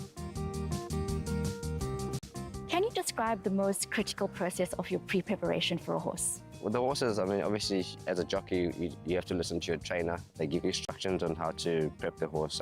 Preparation is the main key to the race. If you don't prep well, you're never going to run well. You're never going to be fit enough. So that is critical for the horse. It's really complicated for the trainers, not mostly for the jockeys. Our critical part is actually at the races. In your experience, what factors determine the outcome of a race like a Met, and how do you strategize accordingly? There are a lot of factors that come into that, strategizing and before the race and the week before the race or 2 weeks before the race. Sometimes you have to drop some weight, and if you have to take off too much weight, it becomes a bit of a problem because then you become weak, which is something that you don't really want to be. No trainer wants a weak jockey. No owner wants a weak jockey. You don't want to be weak either. Not only physically you'll be weak, mentally you're not going to be sharp, which you need to be sharp. You need to make quick decisions. You've got a couple of seconds to make up decisions in the race itself. And then obviously you look at the race card comes out. You know the horses that are running. You know your horse that you're riding. You gotta look. You know how he likes to race or how she likes to race, and then you just plan accordingly, and hopefully it works out. Doesn't always work out, which is, it becomes a bit of a problem for everybody now. You must come back and explain why it didn't work out. But if you win the race, you're a hero. But if you do not win the race, then it becomes a big problem. But I mean, we ride horses, they're not machines. They've got a mind of their own, and we try our best to control them. This year's theme for the Met is Couture Unleashed. And after 163 years of the Met, it still promises to be an extravaganza. Don't miss this opportunity to experience top-tier racing, avant-garde fashion, and world-class entertainment right here in the heart of Cape Town.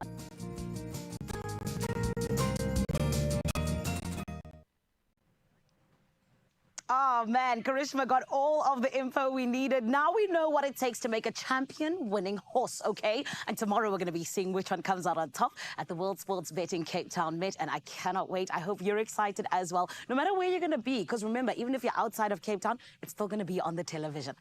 All that being said, we do need to get ready for the rest of the show. And my friend, I am super excited for us to get to see Sweet Lionheart's take on a Couture Unleashed cake. I really don't know what that looks like, right? But I think we're going to be blown away. But then on top of that, a neutral color palette. I know those are some of my favorite colors, especially when it comes to just like using them. But I definitely think we're going to be learning together, my Expresso family. Do not go anywhere. We're going to jump into a little break and we'll be back after this. Make 2025 your breakthrough year with Richfield and be one of 3 lucky viewers to each win an academic bursary and laptop valued at 180,000 Rand to learn, lead and succeed. Reply to the competition post on Expresso's social pages. Answer the weekly competition question, #Richfield in your answer, and click on the link in the post to complete your entry. Competition closes 16 February. T's and C's on expressoshow.com.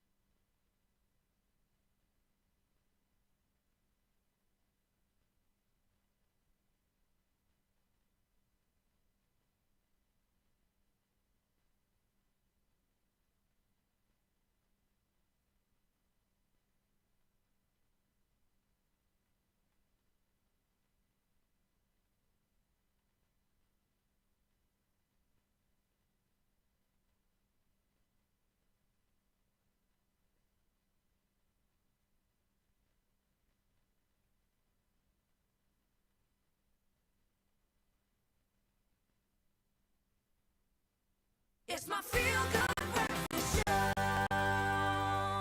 Welcome back to a lot of colour and a lot of expression this morning, and we're here for that. And as a rainbow nation of really blended cultures, it's only second nature for us to switch between different worlds. Absolutely. Now, that's why the 2025 Plascon colour forecast has embraced the theme of hybridity. Love that. Now, this offers shades to recharge any space. And of course, our colour influences don't have to be one thing or another. We have the freedom to mix and match any way we want. Completely push the boat out, as I say. And this week we explore the theme of neutrals, incorporating some tranquility, some balance into our home designs, which we need. So let's get inspired.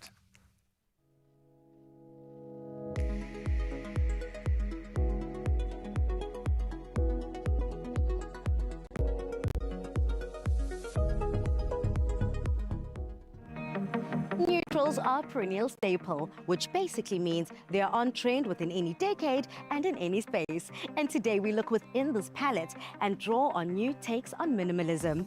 Join me as we learn more about the neutral color family that lie within Plascon's 2025 color forecast.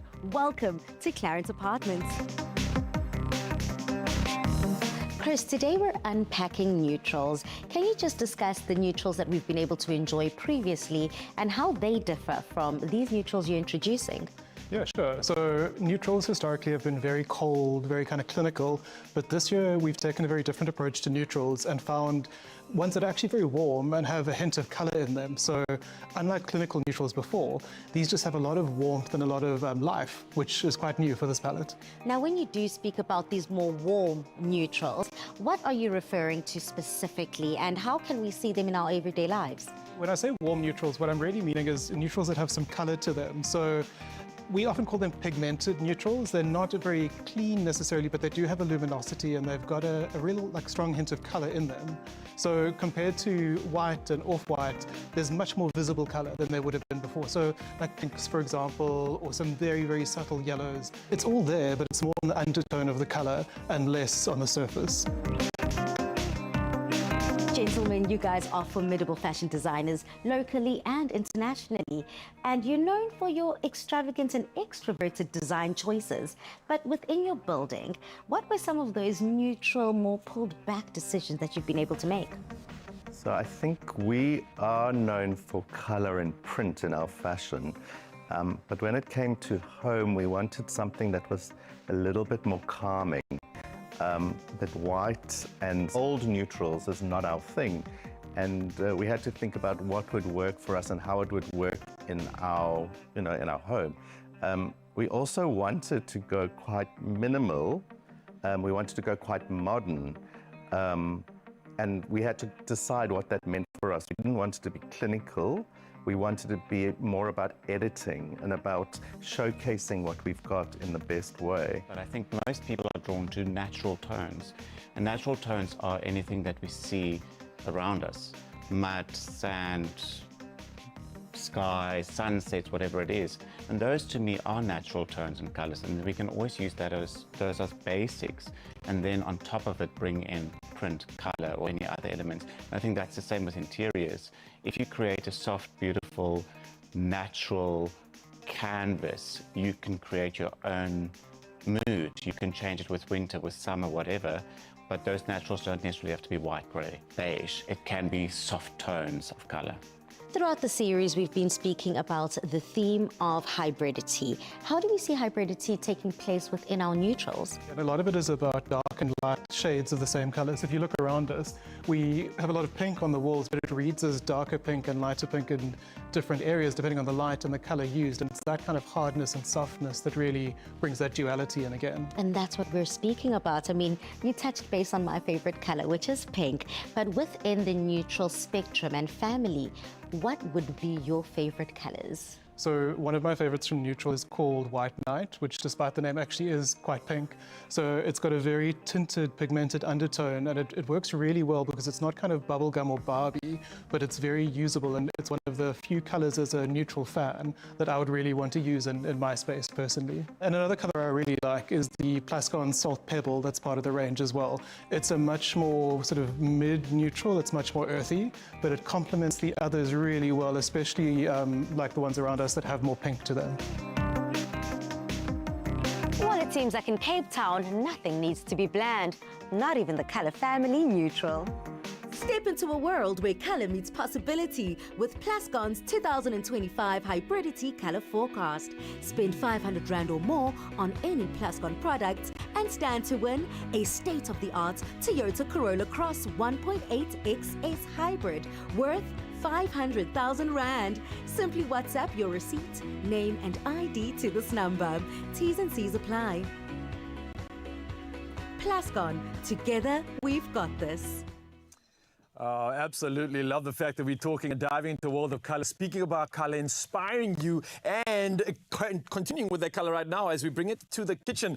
So if you missed it earlier in the show, we are being inspired by the Mets theme of Couture Unleashed. And now with the help of the team from Sweet Lionheart, we are creating a cake that brings this theme to life, literally. Now, Laura, you've done something incredible earlier. I want to ask you guys, though, it looks amazing. It looks like it can't even be knocked over. The structural integrity of this cake is something to speak of. How did you get that right? Like, what's at the base of this in terms of still allowing you to keep it firm and keep you from being able to attach all the beautiful decoration that you are? Yeah, I think choosing the correct sponge when you're going to tea a cake, you want something firm that's going to really hold its structure when placing weight on it. And then also just keeping everything cool. Like, you don't want to be in the sun or really hot room. You want to keep everything... melting. Yeah, pretty much. So I think just making sure that you work in an environment that's cool and that allows you to keep everything... Like the buttercream is butter at the end of the day. You don't want that melting. Yeah. Then everything just starts sagging. So you want to keep everything nice and firm. And when you're doing something like this, where does it all begin, that sort of vision, the end product? Are you designing it like in a drawing, like you would like a fashionista does with a dress or something like that? Is it a very similar process? Yes, very much so. Sometimes you decide what sort of elements you want on there. So for today's design, we decided that we wanted the jewels and the fresh flowers. So we start with what we want on the cake. Okay. And then, as you say, we literally put pen to paper. We draw it out, see how it's going to look. Does the design balance each other out? And then from there, it kind of unfolds and we add or we take away things depending how we want it to look. Is that where we're at right now? Because, I mean, I can see that you have this beautiful artistic touch to how you're placing all these different pieces, but it doesn't seem like it's exactly going where it needs to go, but yet it still seems perfect. Is it feeling it out? Are you doing exactly that right now? Exactly. You always need to have room for interpretation at the end, so it doesn't always end up how you want it. But sometimes you got to roll with the punches, and sometimes creative ideas and how it looks at the end is not how you envisioned, but sometimes it's even better. So happy accidents, essentially. 100%. You just got to roll with it. I call that art, and I'm so here for that, and I think that's exactly what this looks like right now. Why would someone get a cake like this when it looks so beautiful that they probably wouldn't even want to like cut into it? Where do you start with the knife? Is there a method? Because I feel like you should just leave this, freeze it, and just keep it for eternity to look at, like an art piece. But how would you actually go about eating this thing? Is there a method to it?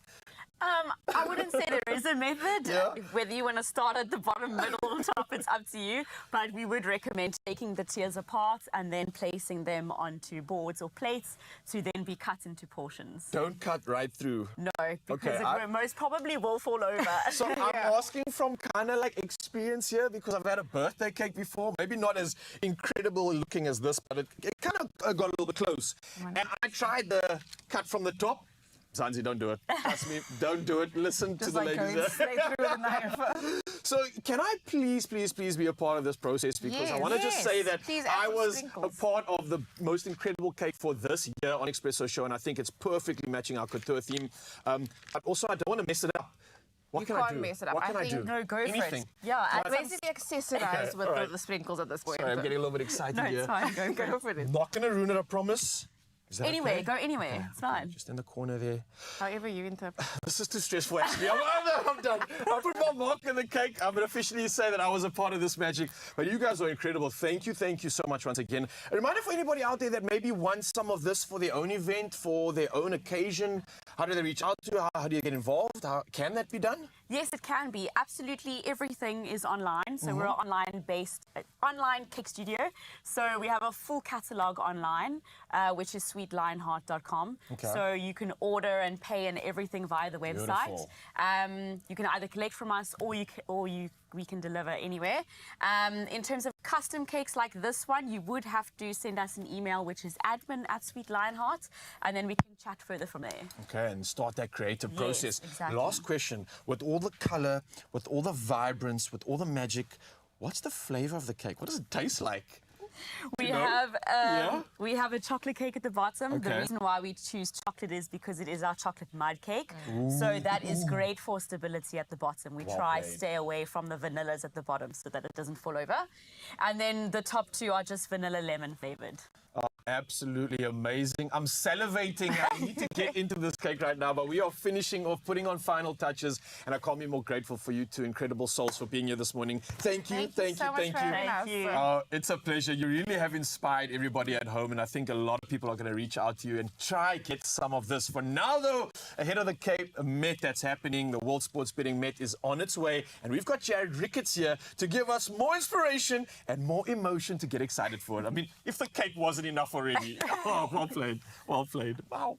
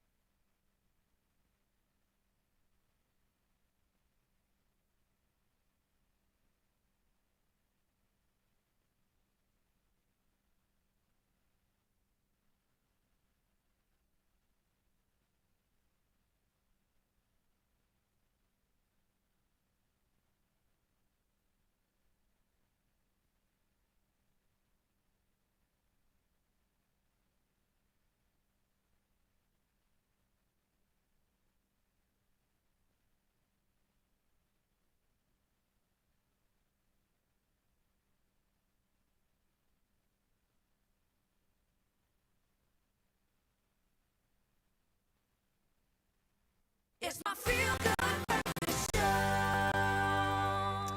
Welcome back. I'm Zanzi at your Feel Good Breakfast Show. We're opening up right here on S3, and what a beautiful day it is. Talking about so much hype, so much excitement ahead of this weekend's Met. And Jared Ricketts is no stranger to our Expresso studio, and there's a reason why we brought him in here. He's not just a musician and a man with style. He's also joining us this morning for a quick catch-up ahead of the Cape Town Met, which he will be dazzling the stage at. So, ladies and gentlemen, let's welcome Jared Ricketts! Come on. You're my hype man, man. You always make me feel good.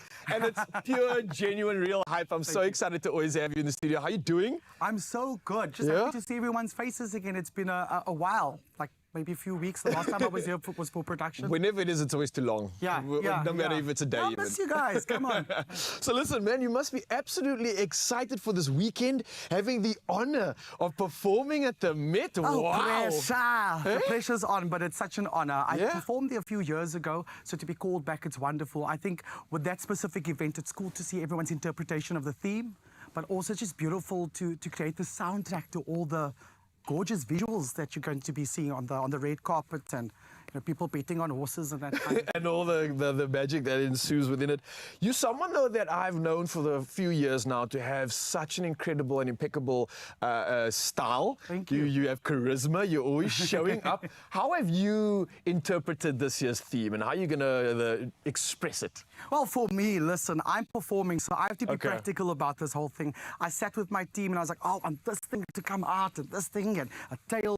And they were like, you're going to be performing, you're going to be jumping How are you around. going to do your thing? Yeah. Malfunction of the wardrobe, it's definitely on the cards if you do that. So I'm keeping it very simple, classic style. I think for guys, we do have a little bit easier because if you've got good structure, just maybe change the shape of the lapel, a good tailored pants, and you're good to go. You've done something today. I'm loving the accessories. We've tried. It's looking like a whole vibe. Yeah. Is it Ricketts approved? It's approved. Stamp of approval. It's great. I might want that thing afterwards. So listen, you've obviously always had that sort of footprint in this world of style, especially at this event. But I love that you're being practical because you're giving, I think the couture for you here is you. You are it. Yeah, You're I giving like us that. you, right? That's on my business card. That's the slogan. I am the couture.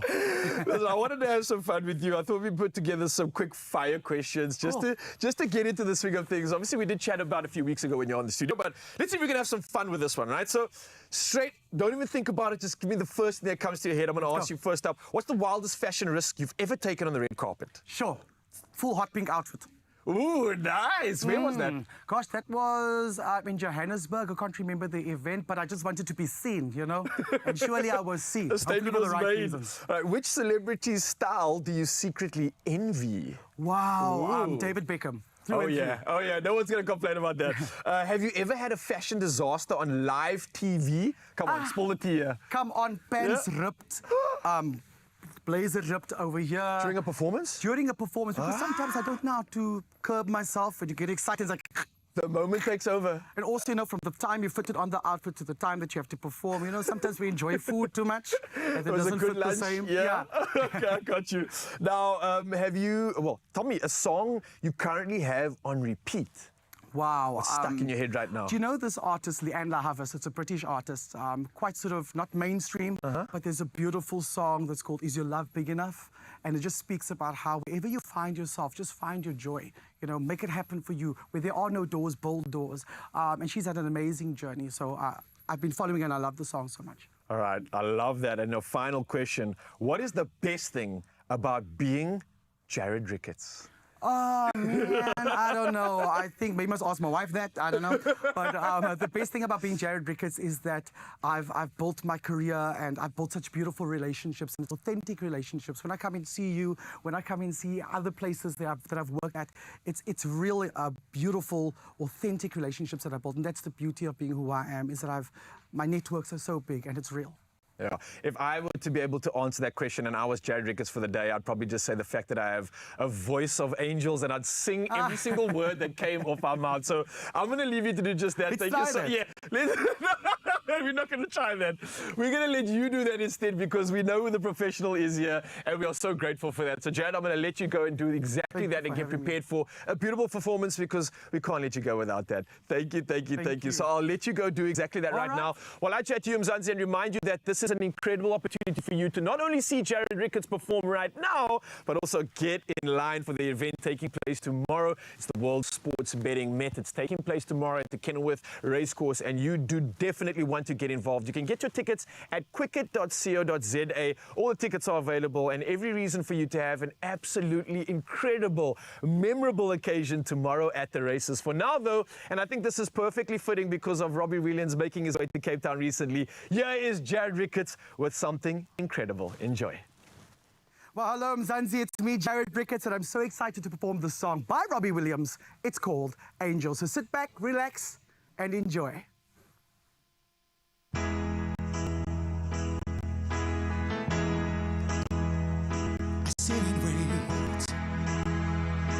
Does an angel contemplate my fate? And do they know the places where we go when we grand old? 'Cause I've been told that salvation lands their wings on gold. So when I'm lying in my bed and thoughts are running through my head, and when I feel the love is dead, I'm loving angels instead.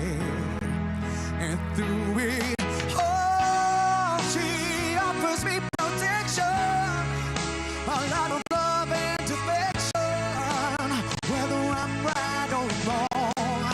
And down the waterfall, wherever it may take me, I know this life won't break me. And when I come to go, she won't forsake me. I'm loved by angels instead. When I'm feeling weak and my pain walks down a one-way street, hey. I look above and I know I'll always be blessed with love. Whoa, and as the feeling grows, she brings flesh to my bones. And when love is dead, I'm loved by angels instead.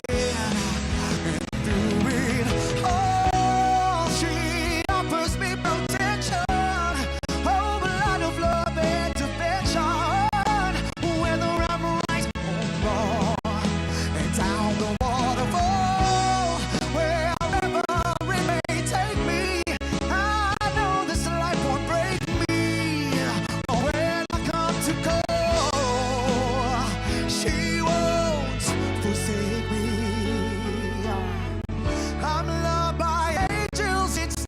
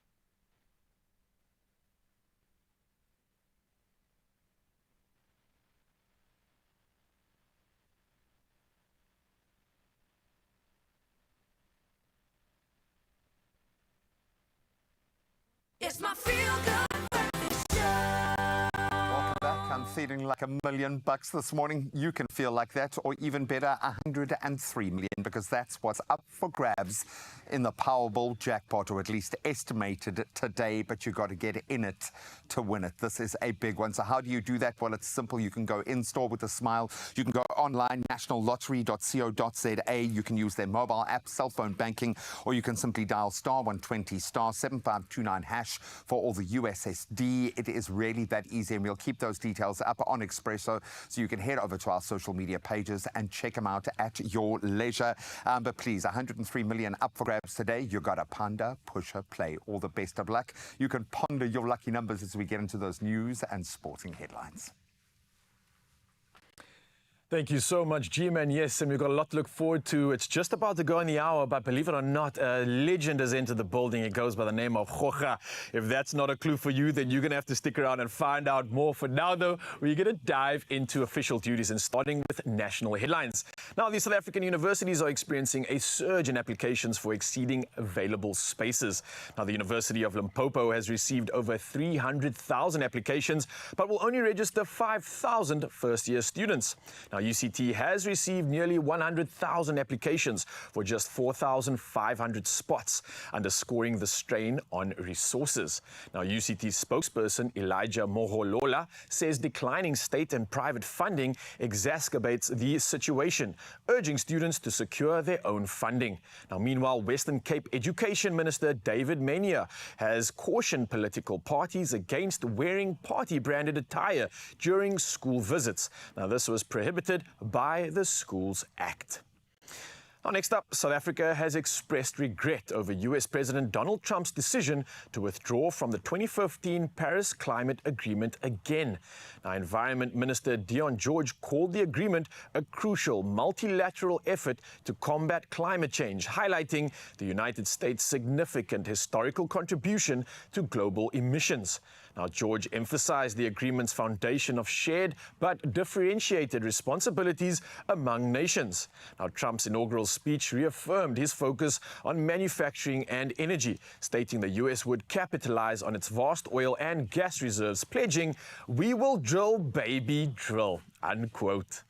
Well, we move to international headlines right now, and the M23 armed group has seized more territory in Eastern Democratic Republic of Congo, tightening its grip on the provincial capital Goma, almost encircling the provincial capital. Now, weaknesses in the Congolese army and support from Rwanda are aiding M23 forces, with experts speculating a possible offensive on Goma. Now, clashes between the M23 and Congolese forces have intensified, with over 230,000 fleeing violence since the beginning of January. Now, the army acknowledged the breakthrough by Rwandan forces aiding M23, including the capture of Minova, just 50 kilometers from Goma. Well, next up in international headlines, the World Trade Organizations warn that a trade war involving retaliatory measures would have catastrophic effects on global economic growth. Now, WTO Director General Ngozi Okonjo-Iweala, speaking at the World Economic Forum in Davos, Switzerland, stated it could lead to double-digit losses in GDP similar to the 1930s. Now, she was addressing US President Donald Trump's threats of a 10% increase in import tariffs, and meanwhile, China's Ministry of Commerce expressed a willingness to collaborate with the US to promote stable economic and trade relations, emphasizing that tariffs harm both countries and the global economy. Now, lastly, in our headlines this morning, the 97th Academy Awards are abuzz with record-breaking nominations. Now, led by Jacques Audiard's Emilia Perez, the Spanish-language French-made film dominated with 13 nods, including Best Picture and Best Actress for Carla Sofia Gascon, the first openly trans actor ever nominated. Now, Selena Gomez also earned her first Oscar nod for original song in the film, adding to its historic run. Now, this achievement makes Emilia Perez the most nominated non-English language film in Oscar history, surpassing Roma. Now, award season favorites Wicked and The Brutalist received 10 nominations each, with Conan O'Brien hosting. The March to Oscars promises to be a night to remember as Emilia Perez looks poised to make cinematic history. Well, with that being said, that's the end of our headlines, and we move to sport now, and G-Man has a final wrap of it all.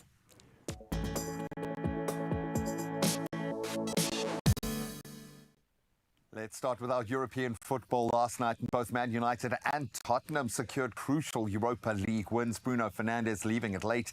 His injury time strike sealing United's 2-1 victory over Rangers, while Son Heung-min's brace led Spurs to a 3-2 triumph at Hoffenheim. So both teams edging closer to last 16 qualification as a result. United now 4th and Spurs 6th in the league phase standing, so looking pretty good. Now we turn to an emotional moment in rugby as Argentinian fly half Nicolas Sanchez, the Pumas' all-time leading point scorer, in fact, has announced his retirement. Sanchez amassed 902 points in 104 tests from 2010 to 2023, including 97 at the 2015 World Cup.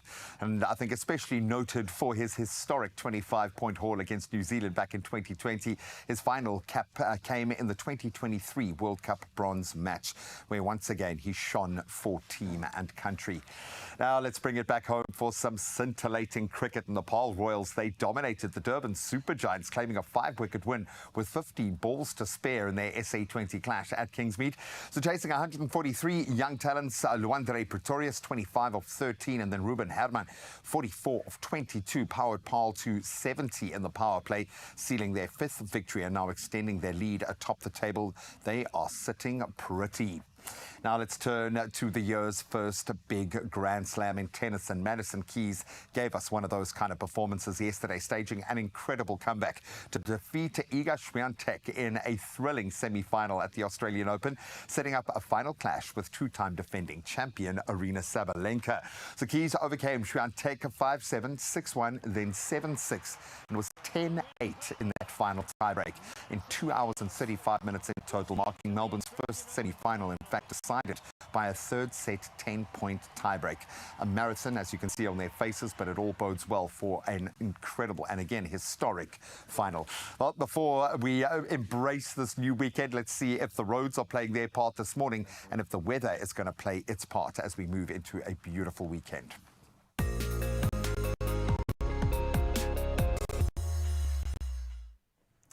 Thank you so much, G-Man. Yes, one last round to see how we can serve you when it comes to traffic, and we move to KZN Camperdown. Now, there's been an accident on the N3 westbound, and that's after the ramp from Umlaas Road. Now, the right lane is affected, so please proceed with extra caution when passing through.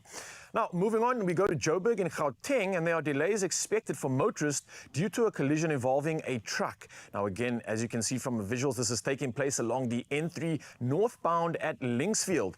Now, the left shoulder is blocked and traffic is slow moving. So please do plan your route accordingly to accommodate the expected delays and stay safe out on the roads. From the roads to the sky, let's find out now one last time what's happening in the world of weather.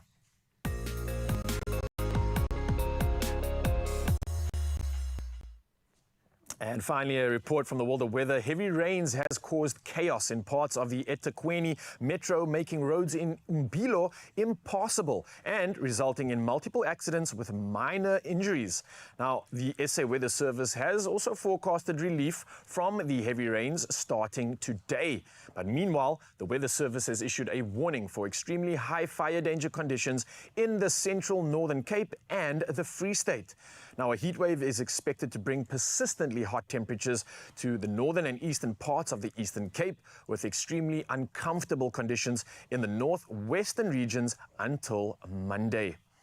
Now, finally, we get to see one last time a beautiful sunrise view, and this was taken in 32 degrees Celsius weather all the way from Rand Park Ridge. This is Eunice, and wow, what a shot. Eunice has come through and done something special, framed up the sunrise in a 32-degree shot of beauty. The contrast of the trees in the foreground just bringing through that illumination of orange light. Wow, wow, wow. Eunice, thank you so much. This is a beautiful shot. It looks like a picture that you painted, and it's definitely putting in a smile on everybody's dial out here in the studio. So, wow, look at that. The bar has been set. And the number 060-408-8863 so that we can do it all again Monday morning, bright and early, and see if you can top off this incredible shot. So make the most of the weekend, get your cameras out, go grab some beautiful pictures, make some memories, and share it with us. 060-408-8863. For now, though, let's see what temperatures you can expect for the weekend on your side of town. Enjoy.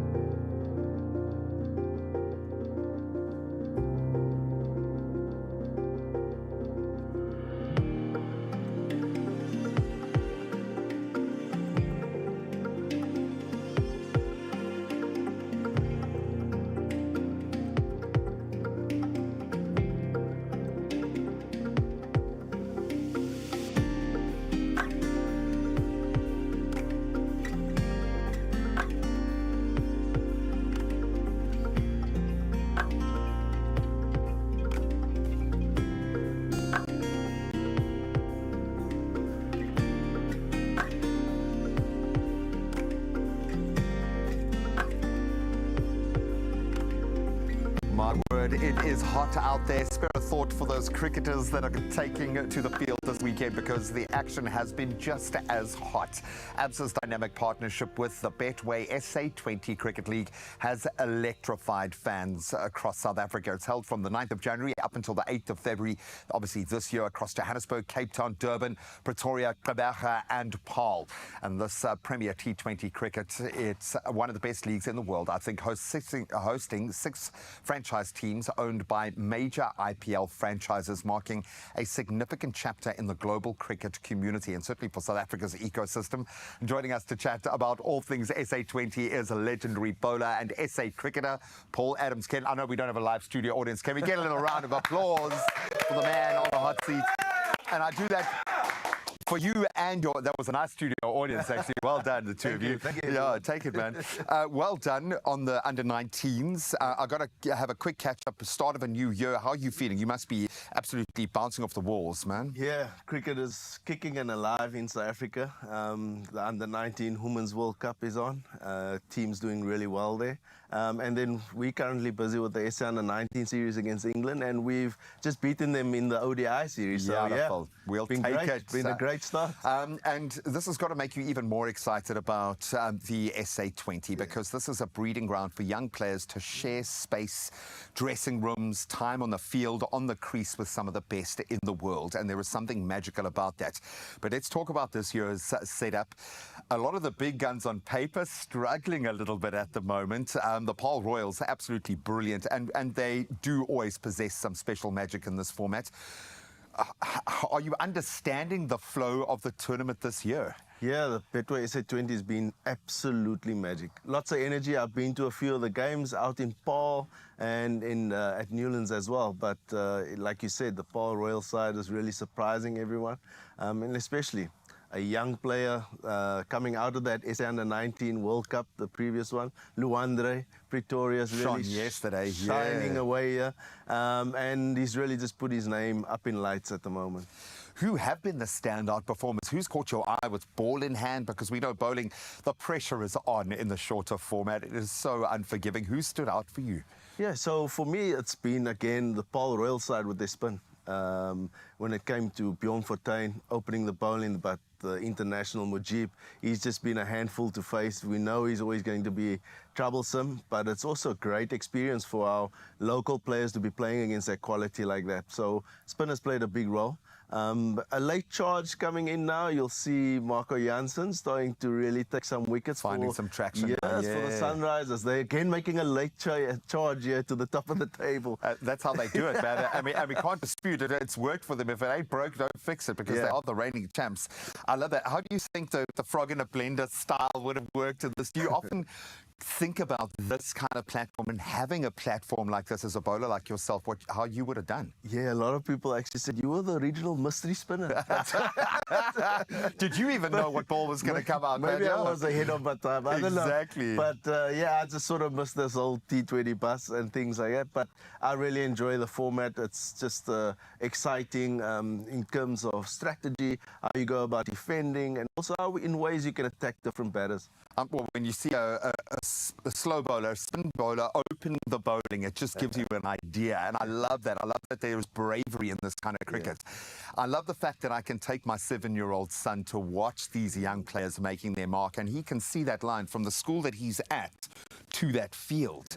And that is the joy here. I want to ask you about something, because it's quite cheeky. You were, and please take this from where it comes, but you were often the night watchman for us. True.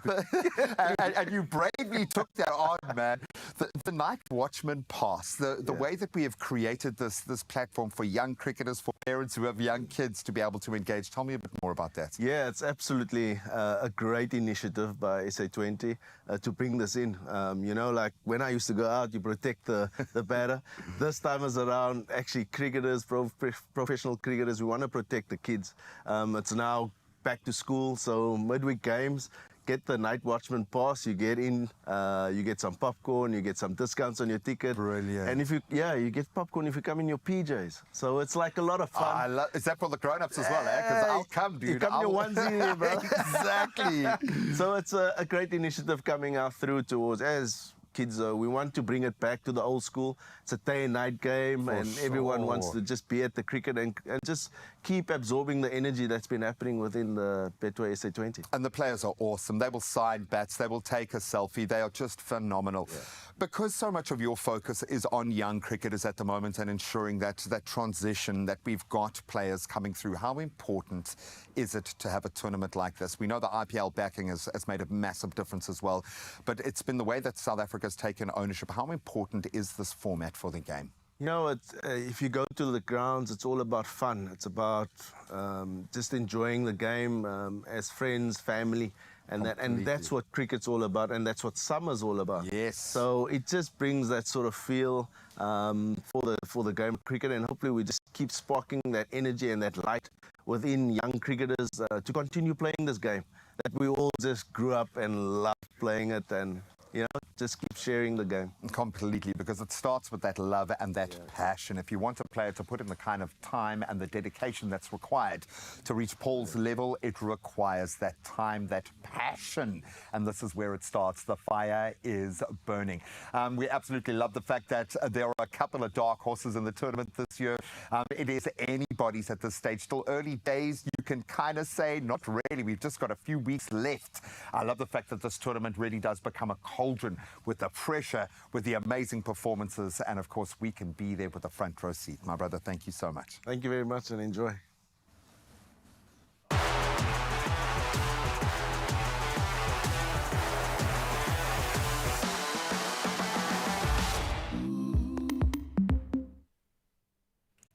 Clearly, you can see this massive smile on my face, and so grateful for the legends in the background here. Paul, we absolutely love you. And you, Mzansi, are going to love the rest of the show because we are still diving into the kitchen, bringing you a beautiful sandwich. It's done specially for you, ticking all the boxes of macros. And then it gets even more exciting because the Galaxy S25 has made its way onto our soil. And we are about to show you exactly why you need to get hyped up for it. It's so cool. It's so exciting. And you get to see it first. Don't go anywhere. We'll see you straight after this.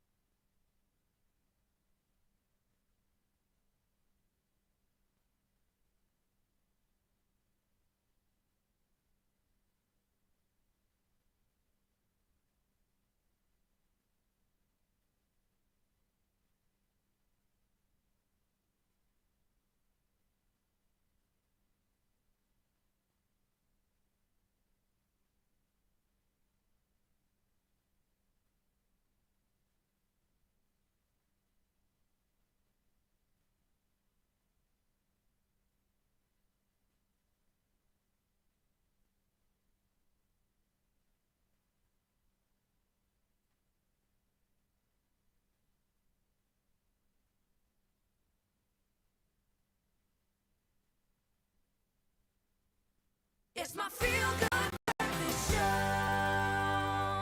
Yes, Mzansi, welcome back. Your Feel Good Breakfast Show. It is Friday, and we're bringing you every reason to get hyped and excited for it. And speaking of, JP Sebastian is still here with us. He's still bringing us all the hype when it comes to movies. And this time, it's Oscar nomination movie fiasco time. Oscars. Friday was all So you listen, needed. I reported on something earlier with regards to the news, obviously Yes. mentioning some of these There were moments. some interesting facts. But let's dive into exactly what you've brought on your list, because there's a lot to get through this morning, right? There's a pile to get through. So the nominations, as I told you yesterday, were like 3 p.m. yesterday in South African time. So you haven't slept? No. Well, 3 p.m. Afternoon, don't worry. But I'm going to have to jet through these, dude, because like, I'll have 10 categories I'd love to talk about. I'm definitely not going to get through 10 categories. Cool. So starting with achievements in directing. And I'd love to talk about like, the more technical stuff too, but you have to talk about the most popular categories. And obviously directing is important. I'm happy to talk about. On that list there, we see Sean Baker for Nora.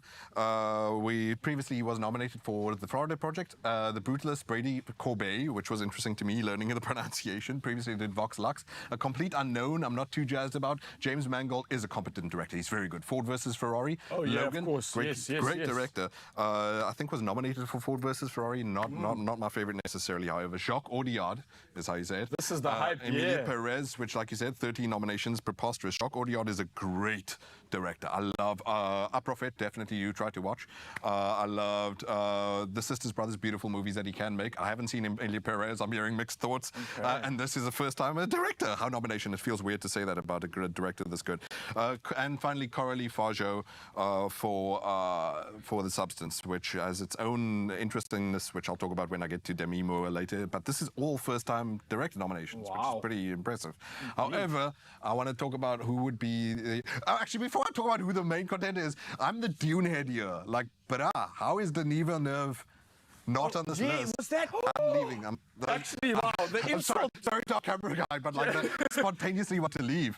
Bro, but I share these sentiments right now, bro. What's up JP here? has to move the sentiments forward. Oscars Wow. is whatever. Sometimes it's whatever. The Brutalist, however, is probably the strongest contender in here, and that's Brady Corbet, who I just said with that fancy pronunciation.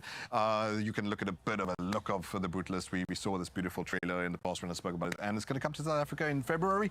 This is the problem with the Oscars here in our backwater country, is I haven't seen half of these, but I'm certain that if you're making a movie on like Peanuts, and you're still able to make it look like Christopher Nolan stuff, who by the way was obviously best director last year, then we're probably in for something special. He likely will win. Look at the cinematography here, man. Come on. And obviously in that category too. But this is director Bradley Corbet. The next category. Performance by an actor in a supporting role. We can say supporting male. That works just fine for me too. And last year, 2024, that was Robert Downey Jr. for Oppenheimer. Yes, I remember that one. Oppenheimer I'm taking just trying to lots of tickle the synapses. Yeah, Oppenheimer was huge. But now you've got tiny people again. Again, these are four first-timers that you've got being nominated here. Yura Borisov for Anora, and people are whining, going, oh, but he barely speaks. It's like, dude, acting is not just speaking. I'm sure that he's doing his job. Anora, I will see, however, halfway through Feb. Kieran Culkin, I spoke about yesterday for Real Pain, and I think he really saves the show in that movie, which is mostly, for me, middling. Other critics love dearly, but Kieran Culkin is, in my corny explanation that I gave yesterday, instinctive as an actor. Edward Norton. What's going on here? This is so cool. I mean, geez, he's had 3 nominations in the past. American History X might ring a bell immediately for other people. Birdman. Yes. I remember that as a goodie. And Primal Fear, he was great when he was just a lighty in that. So, 4th nomination, not a first timer, definitely. And Guy Pearce, fantastic actor. I wish that Hollywood would have given him more time. We just spoke about Christopher Nolan. This is the guy who co-put Christopher Nolan on the map in a way. With Memento, you definitely should watch. And then finally, obviously, Jeremy Strong, but he is also the strongest contender in this category. Jeremy Strong, for me, might take the category. The reason being is that The Apprentice is timely, of course. It's where he plays Roy Cohn, the guy who made Donald Trump, the lawyer previously to anti-communist freak Jim McCarthy, and then in a way made a freak of his own. And Jeremy Strong, who actually is co-star in Succession with Kieran Culkin, looks like he really pulls out something interesting in that. There are a lot of Trump stuff and movies and media that is going a bit caricature, a bit clownish, but it looks very, very deeply considered. So he's a strong contender, not just in my estimation, because I've not seen it yet, who cares what I say, but a lot of publishers are saying. Jeremy Strong might be your guy. All right. Well, we move on, and we've still got a lot to get through. We've just finished with the supporting role. I think there's a female version of that. Supporting actress, of course. And last year it was Divine Joy Randolph for The Holdovers, which you do owe yourself to. But however, yeah, I was pleasantly surprised. Sorry for the razor there. To see Monica Barbaro of A Complete Unknown. And of course, Bob Dylan movie. You got Timothy Chalamet. But I feel like she's the heart and soul of it. As Joan Baez, she was amazing to me. She probably deserves to be there. Guys, wicked. Ariana Grande is a lot of fun, and honestly, she could even be a successor to someone like Jim Carrey, but we got to be serious. Felicity Jones previously was nominated as leading lady in The Theory of Everything with Eddie Redmayne. It feels weird that she hasn't become like, that doesn't necessarily make your career. Of course, she was in Rogue One. But yeah, probably should be doing better as an actress in terms of getting roles, because she is good. Isabella Rossellini, Conclave, again, guys, classic actress, of course, and she has one great scene in this movie. But yeah, I know I just said Yura Borisov doesn't talk much, but holds his own show. But Conclave, yeah, there were probably other people we could offer there. However, Emilia Perez, like you said, again, 13 nominations. Zoe Saldana. For a surprise to me, you got a little tilde on the end. You have to Saldana. Is that the correct? There you go. Oh, wow. And in a musical, that's fascinating and interesting. I've not seen. Fascinating might not be the word. There are lots of complaints, which we can talk about later. But yeah, she's always done strange stuff. Obviously, people know her from Gamora, Guardians of the Galaxy. When I say strange in terms of like being brave, like not necessarily doing like down the line acting kind of stuff.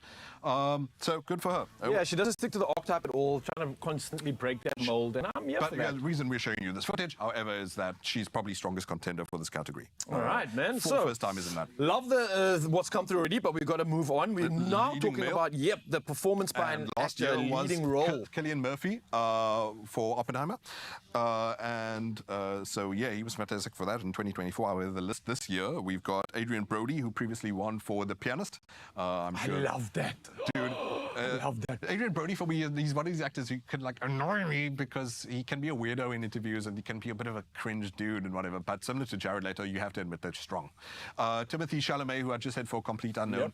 Look, biopics are Oscar bait. They're going to get nominated. I do not believe that A Complete Unknown deserves it. And Timothy Chalamet for Dune. Really powerful. Like powerful. When you say powerful, it's overused. But dude, Lisan Al-Gaib. Powerful, preposterous that it was snubbed in this. Then I have to say also for supporting actress in Dune, and for supporting actor, and for like all the anyway, Zendaya as well. Whatever. Coleman Domingo, Sing Sing, fantastic actor, but yeah, Sing Sing looks beautiful. It looks really heartfelt. Again, South Africa still don't get that. Sebastian Stan for The Apprentice, and I'll get to Conclave in a second for a reason. But Sebastian Stan. Preposterously, Hollywood was too shy to have interviews with him playing Trump because when there's, there's actors on actors interviews, no one stepped in to be with him because he's playing Trump. I don't know if they thought it would be too controversial, but whatever. Interesting, okay. Like I said, though, I think Jeremy Strong might be the star of that show in that he's the one who's making the monster. But Sebastian Stan, good for him, going from Bucky Barnes to being, another fascist of another type. However, for Ralph Fiennes for Conclave is probably strongest year because, dude, you got Pope drama. How scary can Pope drama be? But I told you, this is a movie that made me say, yaw. And obviously, needless to say, because Ralph Fiennes is a fantastic actor. Schindler's List, previously The English Patient. I don't need to tell you that this guy is one of our most prized possessions.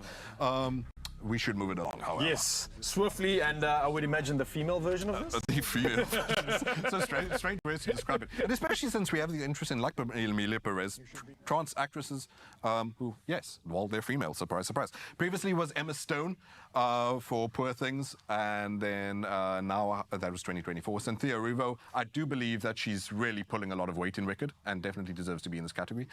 Carla Sofia Garçon, who, as you said, was the first trans actress to be nominated for Emilia Perez, but it might feel like because Zoe Saldana is American, maybe she'll steal the show, the attention and the limelight. Mikey Madison for Honora, which won the Con Palme d'Or.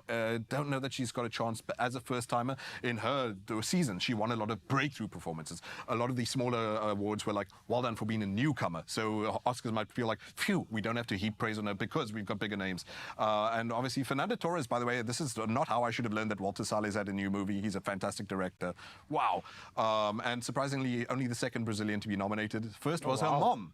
Her mom was the Whoa, first keeping in the so lovely. family. However, I've got to talk about Demi Moore, and this might be one of those legacy wins.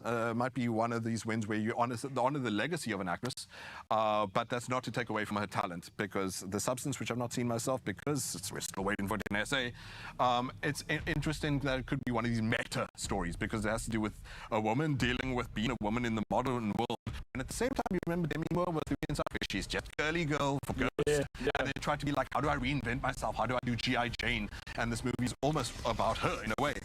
So it's got to be really personal and really, as you can see, quite energetic for her. She won the Golden Globe, and she's probably going to win the Oscar for this too. Crazy stuff. Chippy Sebastian, a reminder, when are the Oscars taking place? 7th of March, if my memory serves correctly. All right, so I'm assuming that you might be back with some more, giving us more of the hype in terms of our nominations and everything else that's involving it. Certainly. We hope that LA can get a break from the fires. That's where a lot of these postponements have been coming from. So, yeah, we'll see. I'm here for it. Thank you so much, JP Sebastian, getting us hyped for movies as always, getting us into the spirit of the weekend. And with that being said, Mzansi, a lot for you to still look forward to. We've got kitchen food coming at you. We've got entertainment and a whole lot. So you are in for a treat. You just sit back and enjoy. See you soon.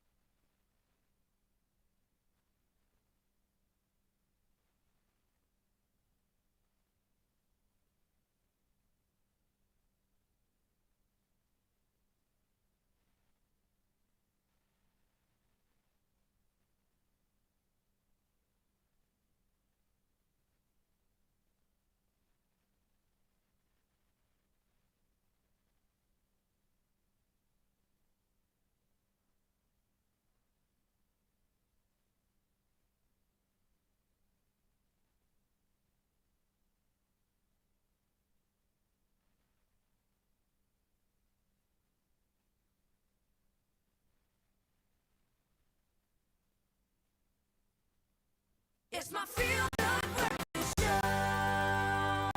Welcome back. Oh, there's been a lot to get through this morning, so we thought we'd bring it back down to earth, get into the kitchen and do something nice and useful. And if you want a head start when it comes to meal prep, we're going to give you, I think, a rocket propulsion of a head start now. Private chef Megan Kate Swan's easy and customizable, I like the sound of that, egg white breakfast sandwiches featuring, in this case, lean chicken, mozzarella, marinated roasted cherry tomatoes, and a little bit of rocket are so delicious and so satisfying.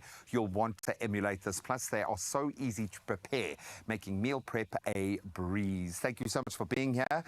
Thank you for this kind of inspiration. We are here for this kind of breakfast. I love it. So I'm going to let you get cracking in. First of all, explain yourself, young lady. What are we going to be creating today? So we're going to be making a very easy breakfast sandwich that is perfect for meal prep because you can grab and go. You can heat them up in the air fryer. They are super yummy and it'll make you be very excited for breakfast every morning. Which is important. You want to start your day because food is an emotional thing. It's a platform that we jump off. As well, let's get going, and I will help you in any way, shape, or form that you need. Liquid egg whites. Yes. I'm glad you put your hand there first because I've been looking for the eggs this whole time. I'm like, come on. So these are great because they stay in the fridge for like 2-3 weeks and they stay fresh and they're healthy and lean and whatever. So we're going to pop them in the bowl and whip them up. You're going to open up that for me. I got and you. you're going to cut the English muffin. So I'm just going to pop these Cutting in. it in half. Admittedly, the first one that comes out, generally I'll be like, no, it's fine, it's got a seam, and then I'll tear it, and absolutely, which you can do. I'm not going to do that now because I don't want to I think take that risk. stick to that for now. So we're just going to whip these up quickly, get them aerated. Just loosen them up. Thank you so much. And then we're going to pop that into our hot pan. Over here we've got some heat. So you don't have to have the exact size pan. you can manipulate your egg whites into the shape that you need, like Oh, you this. see. So that's a little trick. So people always worry like, oh, the pan's too big, but you can just put it all together nicely. So it makes like a nice little fluffy cloud. I like love so. that. That's like souffle-ish Exactly, almost. That and is it's- incredible. Yeah, it's so delish. So we're just gonna let that kind of come together. And then when it's ready to flip, I'll flip it over. I'm just gonna move him slightly to the middle of the pan. So that's a nice little trick. And then we're gonna pop our smoked chicken into a pan as well to crisp up. Instead of having bacon, it's like a nice like little lean alternative just to pop that in the pan.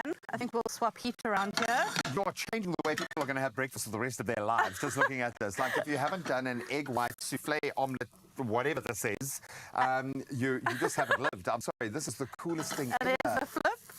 And it's so easy. Also, like, don't be afraid of eggs. They're not that scary. They're easy to work with. And Completely. But eggs are very personal. Some people like them hard, some like soft. It all depends. My child changes every day, regardless of what I've made it. It's generally the opposite of the way that I've made it. That's, and eggs are a joy because you get so much nutritional value out of them. Whether you're Exactly. going for the high-fat version or the very low-fat version in this case. Yes. I love it. So, and it does beg the question, when you approach meal prep, obviously you have to work off a plan because you work in a space that is quite engineered. Yes. So I would imagine becoming creative in that space must be quite challenging. Definitely. How do you start your meal prep process in your own mind? For my clients, it's all about their dietary requirements and what they like and their tastes and things like that. And I have to form the meal plan around like that. For me, it's generally what's easiest and quickest when I'm at home. So I always find meal prepping, it gives you, if you do meal prepping, you take 30 minutes on a Sunday to plan 1 or 2 meals. It just frees up your mind for the rest of the week, not to have to think about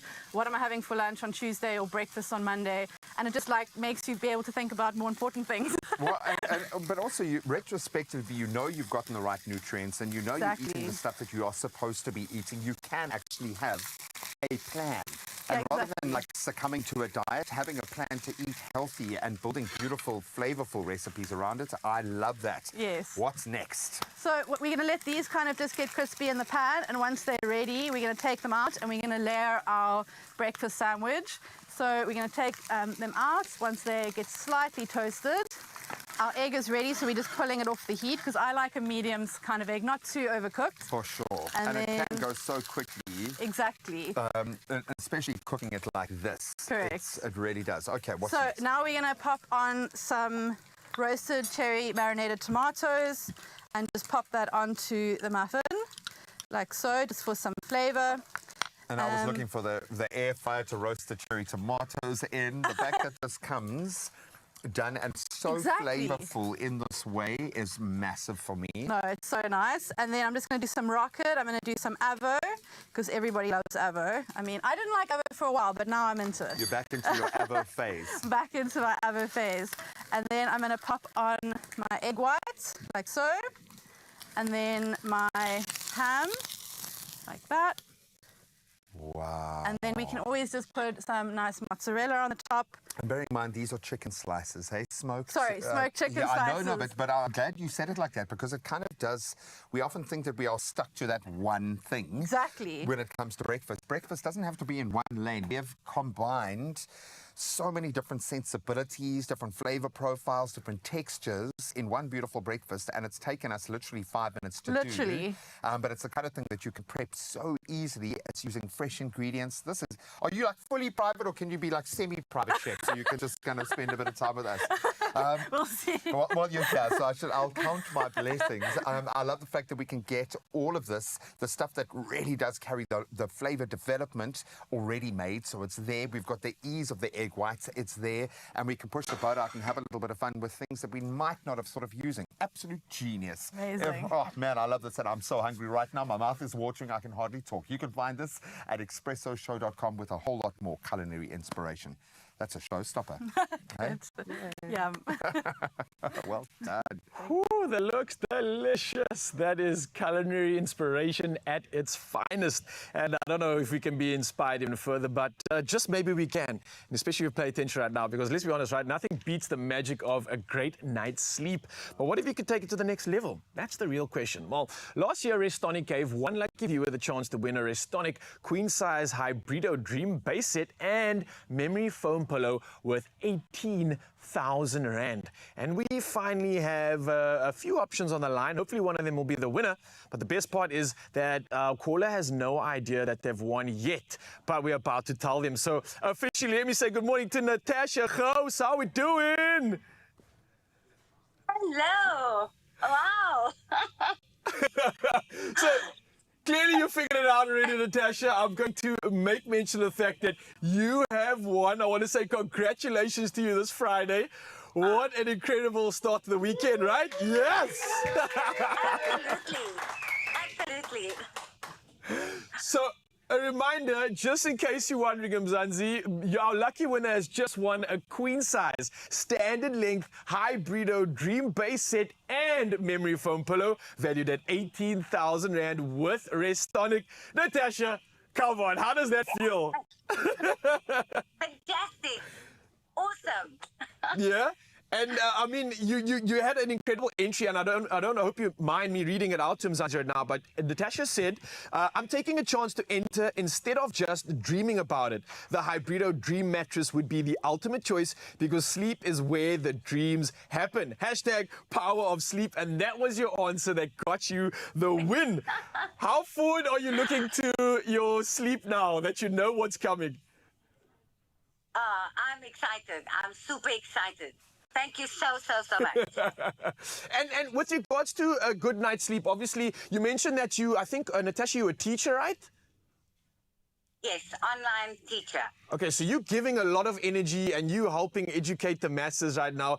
So you need a good night's rest. What does a good night's rest mean to you, though? It's so important because if I'm not rested well, I don't teach well, and I lose interest if I'm tired. So with good night's sleep, I'm ready for my classes, and yeah, I'm excited. Thank you. Do you reckon your dreams will be elevated now as well, seeing that you're on a premium mattress like this? Yeah, my dreams are going higher, right? So I'm going to ask you to don't stop dreaming, because clearly you've just proved that with something so simple as an answer like you gave us, you can be an incredible winner. That's 18,000 Rand in value that you're receiving thanks to Restonic. So I hope you enjoy it. And I'm grateful that you get a good sleep, because this means that you're going to be able to educate and serve our people even better. Yes, absolutely. Thank you so much. Natasha, you're awesome. I look forward to seeing the dreams unfold as you get some of the most perfect sleep, and that's thanks to Restonic. So again, Mzansi, that's how simple it was. And we have our winner! I love this, putting a smile on someone's face, starting off the weekend in the perfect manner. So, like you've just seen with Restonic, great sleep is your superpower. So you can unlock the hashtag power of sleep every night with the iDream range, where comfort, support, and innovation meet sweet dreams. Go enjoy your dreams, man. Congrats.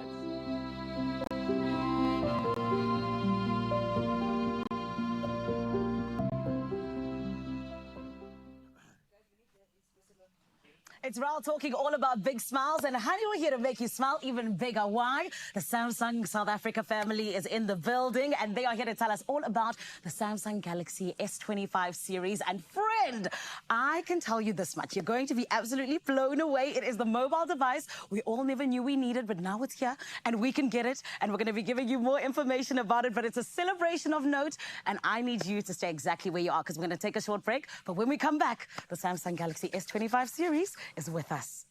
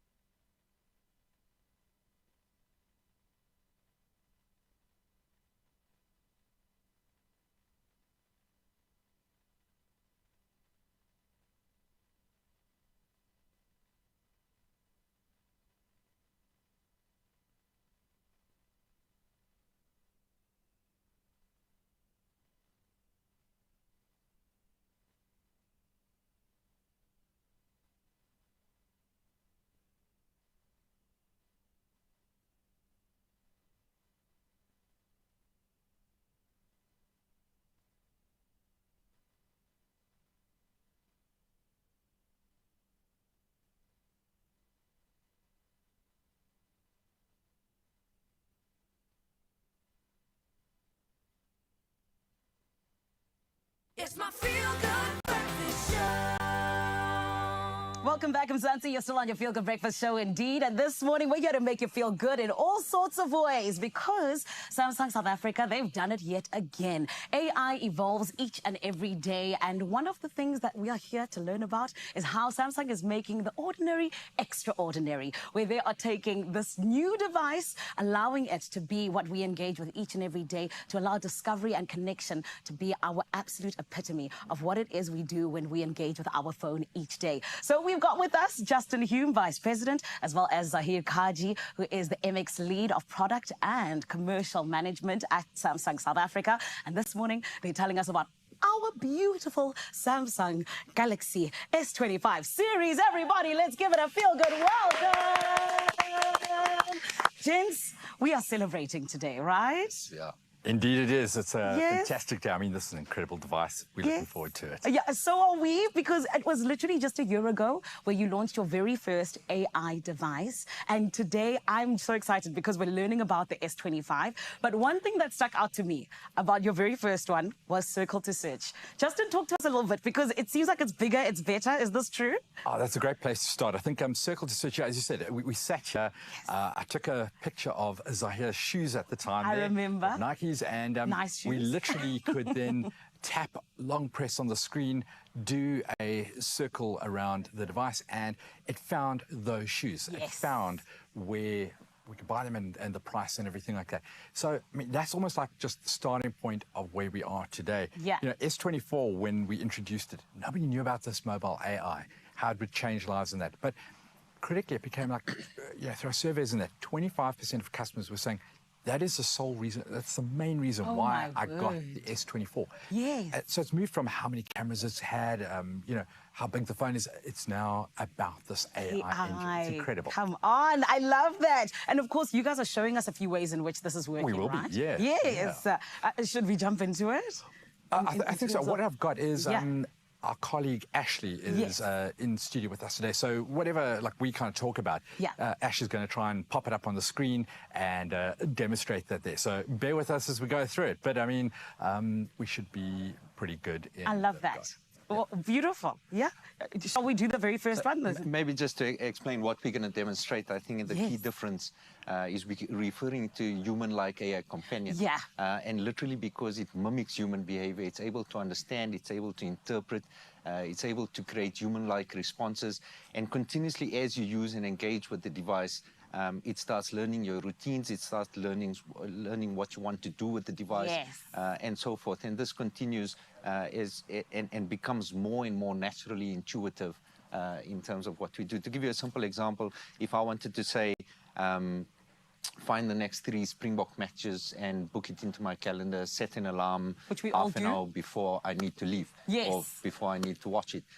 It's able to understand that in the context of what I've said, that's natural conversation. And it's able to apply that command amongst different applications in the background seamlessly. So I haven't had to toggle between a calendar, between Google Search, between Google Maps. It does it all for you. It does it all for me. So we're going to show a couple of examples using multiple applications seamlessly and how this works with a simple conversational instruction. And that's the thing, with the Unpacked having happened, one of the biggest buzzwords was the human-like AI companion, which is absolutely incredible. So please show us, gentlemen, the floor's yours. Yeah, should we kick off there? In that regard, Ash, you ready to go here? So, what we've got up here quickly is just again that circle to search should be on your screens right now, and these are the searching for the shoes. So this is where we were with the S24. However, we're going to take it so much further today. So, Ash, what I want you to do is go into the refrigerator. Okay, let's open up the refrigerator, and now we're going to talk to Gemini, the onboard agent here. And what we're going to look, I get home at night and I picture the scene here. I'm looking in the refrigerator. I want to understand what I can eat. I've got these ingredients that are there. So I've literally take my phone, I take an image of the fridge and I say, Gemini, tell me what recipes I could make with these ingredients. And as you can see on the screen there, it pops up, it shares with us, oh, well, great, I can make, some roasted vegetables, I can do cheese and crackers and Fruit the like. salads. So that's actually quite a simple little example that we have there. Ash, sorry, just pause there for a second here. I know you're jumping ahead of me here. So what I want Ash to do now is I'm saying to Gemini, I don't actually want to eat at home tonight. Yes. Let me go out with a friend of mine. So let's just pick Adam. Okay, he's a friend. So we're going to say to Gemini, okay, great, you found me the recipes, but let's find a spot. So I'm going to say to Gemini, find me a Mediterranean-themed restaurant at Design Quarter from where we are. And I think actually we can follow along here as we go through this. Let's show everybody how this works here. Okay. Yes. So what we're doing is we're saying, find me a Mediterranean-themed restaurant in Design Quarter that will be open around about 7 p.m. Okay. And let's see what solutions and outdoor seating. Okay. So now it has a little look around here and check. It gives us now. I like Mythos. So Gemini, Mythos looks like a great example, and I want you to save it to my calendar. At 7 p.m. Okay. And then what we're going to do after that is send an invite to Adam with the location. Oh, my goodness. Now, what Ash is doing in the background here is he's talking to the phone. He's not typing anything in there, and he's asking the phone to do multiple things here. So effectively moving between search, okay, finding the restaurants, integrating into my calendar that has gone there, and connecting into messages with maps as well to there. So this is what Zahir was talking about. We can jump between WhatsApp and the device and maps. We can jump between notes and WhatsApp. And there's a host of things. And typically, if you think about what you've got today on whether it's our previous products or some of our competitors and that, you have to be very literal. Find Mythos. Put it into this. Open calendar. Add to calendar. You've got to give these literal translations. Right now, we can add into our commands. And it's, these kind of actions that jump through it there. It is the true, and this is the point about it, the true AI companion. You talk to it the same way we're chatting. I love that. And it almost feels like a friend that just knows what you want already, if you're asking me. Yes. Guys, the rate you're going, and I'll be able to take a picture of someone and say, find me a boyfriend like this. That's where you guys are going right now. So we did that for you. No, I'm joking. Oh, no ways, Justin. Guys, this is so incredible. And honestly, you continue to blow us away. I always say you're the leaders of the pack because you're always showing everyone how to do it. And this is what we love most about Samsung South Africa. So thank you so much for that. Thank you. Yeah. And I think, course, Oh, sorry, if we can just get a quick little one in. I mean, availability. Yes. No, that's what I was going to get to now. Sorry, I was going to be like, listen, I need our whole... We need the whole of Mzansi to know how can we get our hands on the new Samsung Galaxy S25 series? So pre-orders are live and open. Customers are able to pre-order and we'll start fulfilling from the 7th of Feb. Importantly, the Galaxy S25 series starts at 19,999 or 849 on contract. We've even got our trade-in program that's still running. So you can get it up to 10,000 Rand cashback or 400 Rand per month tariff discount. Oh, wow. And as part of the pre-order offer, we always have a pre-order offer. We've got the Galaxy Watch 7. If you're purchasing on cash, add it on for 2,000 Rand. If you're purchasing on contract, add it for just 49 Rands per month. So we really encourage the integration of the ecosystem. AI is integrated across our ecosystem as well. And it's a perfect time of year to do this and get healthy and integrate all of this with our offer. Beautiful. Guys, I'm really blown away at even just the prices. I'm like, that is so affordable for what you're giving me, a companion that's going to literally read my mind practically.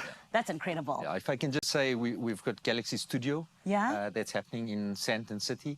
We encourage people, the best way is to physically go and see and experience what these devices can do. Oh, my goodness. Well, congratulations, gentlemen, because you've done it again. And I know you'll continue to do it again and again and again. But for now, we celebrate the S25. And thank you so much. Thank you. Thanks so much. Of course. Mzansi, you heard it here first, okay? At Design Quarter at the Samsung showroom, it is exactly where we get to celebrate the fact that the Samsung Galaxy S25 series, it is about to be in your hand. You're about to be able to have all of that magic in one mobile device. And of course, you heard it here in terms of the fact that it is available for pre-order. You need to make sure that you do exactly exactly that between the dates of the 23rd of January 2025, yesterday, up until the 13th of February 2025. And I am wishing you all of the best. I am saying go, don't walk, run. Why? Because it is the device that you 100% need, and I cannot wait for you to be a part of this beautiful world, because Samsung is 100% revolutionizing what it means to use AI, but also to have that beautiful device in the palm of your hand. It is one thing I know, we absolutely love to do this each and every time Samsung comes at us with magic. But Cape TZ Shizi, how excited are you about the Samsung Galaxy S25 series? Guys, I know I want one right now. I'm going to make my pre-order with Justin and Zahir. What about you? My hands are literally trying to pre-order right now. We had as of from yesterday to do exactly that. So I'm excited to say the least, Adele. I love it. I love it a lot. And of course, Mzansi, you've heard all of the details you need. And trust me, when you trust Samsung, you're in the best hands possible.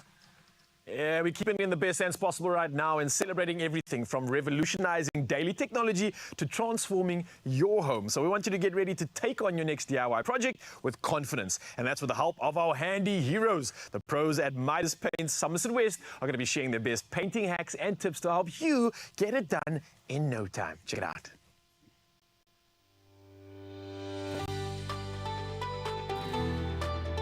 Powered by Plascon, today's handy heroes come from Midas Paints in Somerset West in the Western Cape. We are a third generation store that specializes in waterproofing, paint, and also specialized coatings. What makes us proud is our staff. Our staff is professional. They go the extra mile and they build long-lasting relationships with our clients. The store is the best in Somerset West because the experience here that I've had has always been great. The service is great. Whenever you're needing an extra product or something, if they don't have it on their shelves, they always go out their way to get it for you, and the prices are as well, you can't beat it anywhere else. What makes our store the best store in Somerset West to buy Plascon products is the confidence that our staff have in selling the brand. Having that confidence in selling the product and the know-how, our staff really recommends the correct Plascon brand for the correct job. What I like about Plascon is the common goal that we have. And the common goal that we have is giving our clients the best service with the best quality product that we can.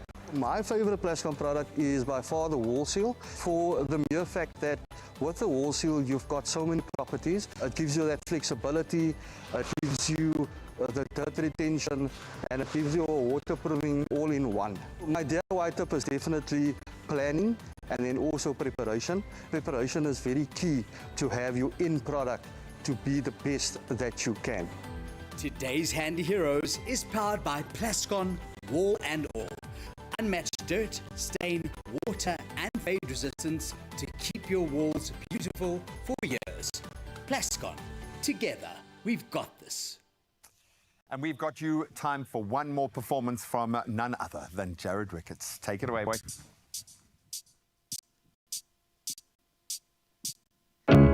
Yeah, yeah, yeah, yeah, yeah, yeah. All right, Mzansi, listen, it's Friday, so I want you to get up from where you are and have a good time with me. Maybe do a little bit aside, move. Here we go. Hey, standing here, nowhere to go, and then my heart became my home. I took the day and jumped my truth. I'll never start.